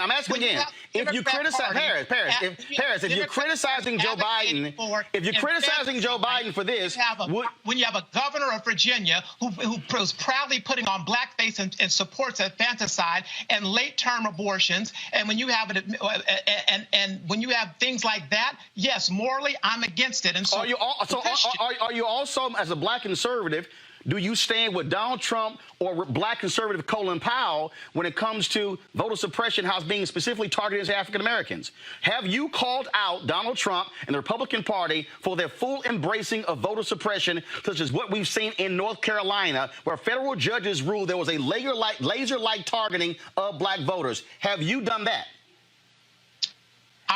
Is that morally offensive? Is it morally offensive for Republicans to have a laser-like targeting of Black voters to suppress their vote? Yes or no?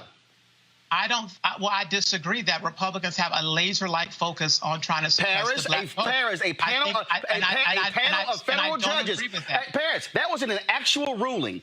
Republicans in North Carolina literally asked, when are African Americans voting in early voting? They were shown that 70% voted during the first week of early voting, and they changed the rules to keep black folks from voting during that period.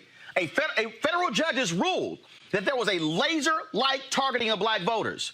So are you actually, we're curious, is that morally offensive to you as a black man, as a Pentecostal black man, that white Republicans would target black voters like that in North Carolina? Yes or no? Is it offensive to you that the Democrat Party is the party of infanticide and continues to be the leading cause of death? Actually, you don't answer a question with a question. But I'll be more than happy to answer your question. But can you answer my question? Roland, I am able to do that because I'm a free-thinking black man, and I can do whatever I dang well please. Okay, but if it's morally offensive, answer the question. Freedom and opportunity. Answer the question. And what Joe Biden did. Are you offended? Are you offended that Republicans in North Carolina had a laser-like targeting of black voters, trying to keep them from voting? Does that offend you? I'm offended by the efforts right now of Democrats that are trying to make mail-in voting the thing of what we're doing, knowing that it is not only dangerous. I'm asking you specifically. That it is not only dangerous for black Americans, not only that there are several accounts of many blacks on the left-hand side, on the left side of the political aisle who raised the problems with mail-in voting. That's why the RNC has put out protectthevote.com. First of all, hold on. If I recall, for us to not have a all mail-in ballot system. I'm sorry. Hold on. Nice try trying to flip it, but the greatest example of voter fraud with the hoarding of ballots took place by Republicans in North Carolina, where the Republican Party had to admit there need to be a whole new election. That actually happened. What I still don't understand is this here. What I still don't understand is why is it? Because see, here's the deal. When you say free thinking, free-thinking black man has the ability to call out stuff on the left or on the right, in the middle it doesn't matter. But see, you're actually being a partisan black Republican when you're afraid to even stand with Colin Powell, who gave a speech, and the governor of North Carolina, Republican, was sitting in the audience, and he called them out for their attacks on black people voting. But you can't even say that the laser-like targeting of black voters was morally wrong. I am not going to allow you or Joe Biden to offend me or the millions of black people like me. I didn't offend you.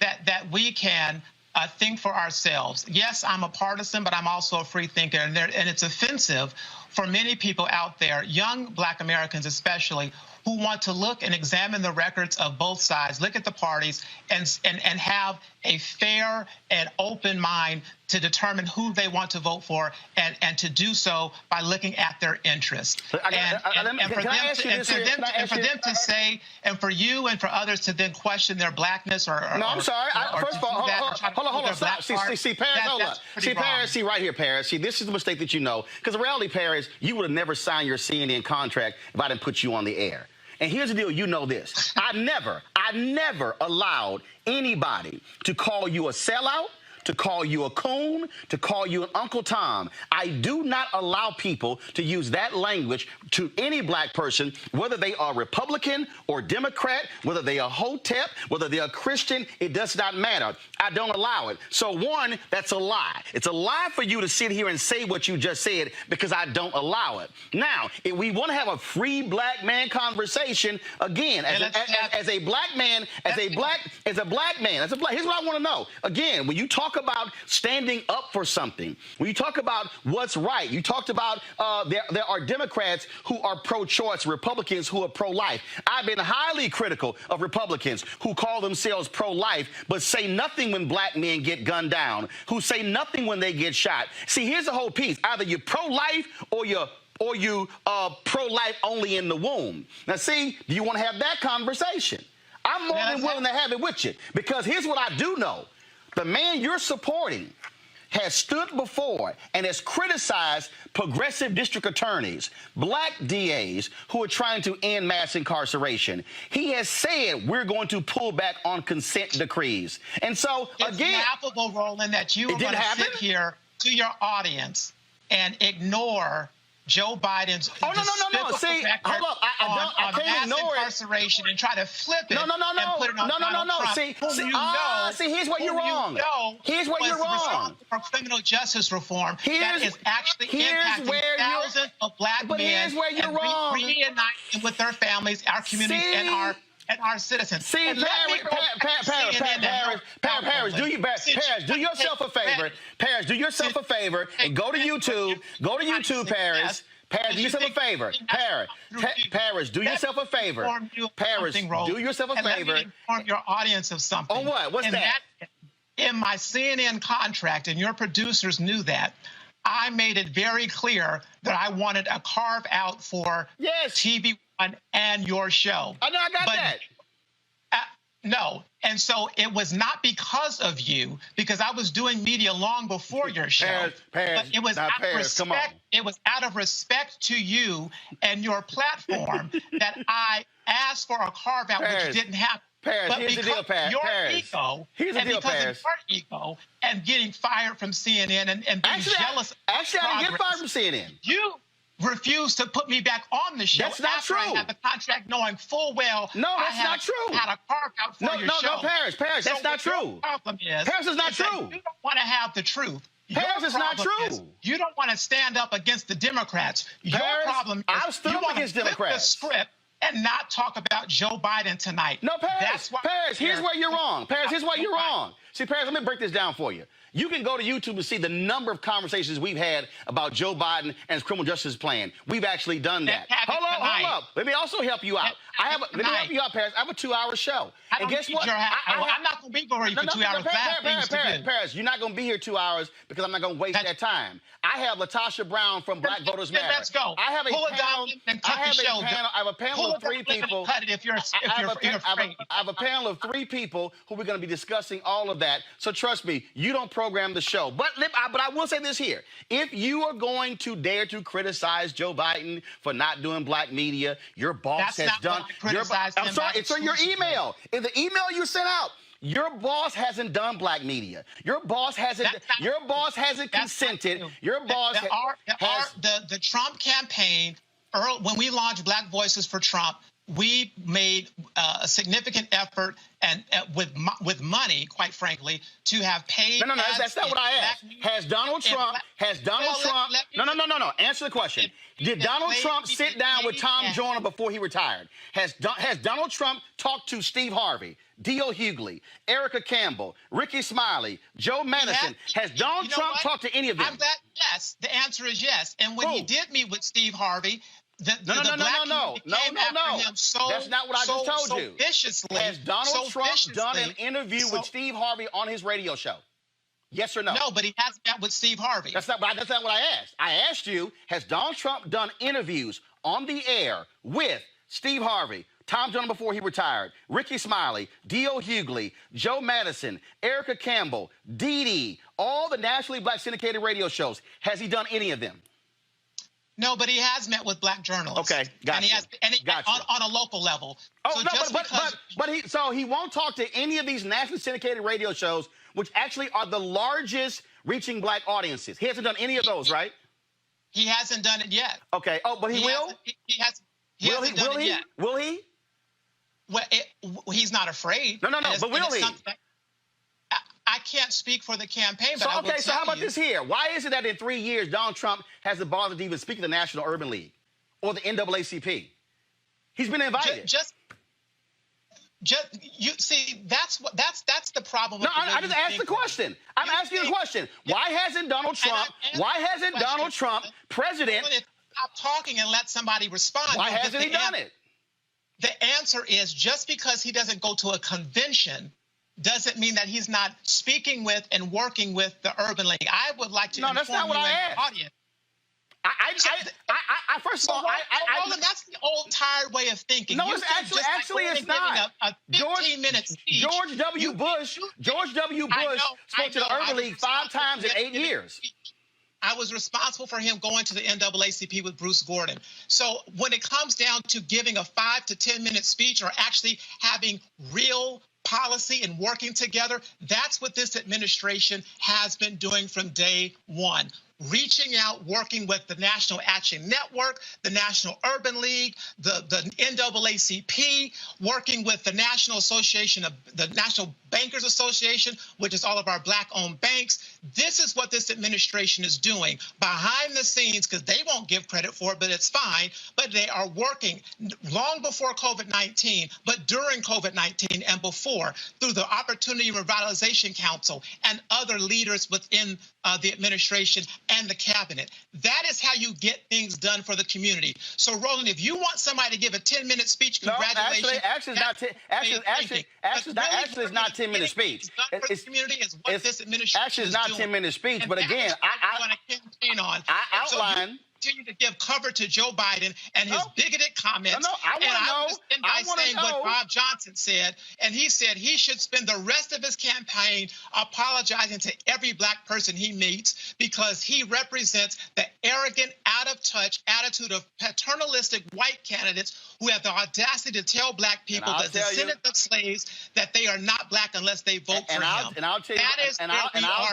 I'll tell you what also was arrogant is when you have somebody who sits here and wants to tout, first of all, who calls the first Black president incompetent, somebody who stands here and talks about criminal justice reform, but does not, but I'm not done, but does not want to own up to the fact that he has chosen not to stand up for Black folks and brown folks in these cities when it comes to these police departments, who has given law enforcement cover. That's what he has done. A Department of Justice that has done nothing when it comes to voter suppression, that stands on the side of those who want to keep folks from voting. When the Obama Department of Justice stood with the Black and brown people in Texas when it came to their voter ID, Trump wins, and they completely go to the other side and stand with the folks who want, even though 5 federal judges said that voter ID in Texas was discriminatory. So if we see, here's the deal. We can talk record, but we're going to talk about the whole record, not a little bit, because also on this show, we talk about the whole record of Joe Biden as well. Because, see, nobody gets a pass, including your guy. Paris, he's our president. No, actually, no, let me be real clear with you. Actually, here's the deal, though. I said this here. I said this in February 2017. I said it in February. Oh, please. Please. I said it in February 2017. That's the truth. Here's the deal. I will never call somebody president who can't even respect the office of president. So he's Donald Trump.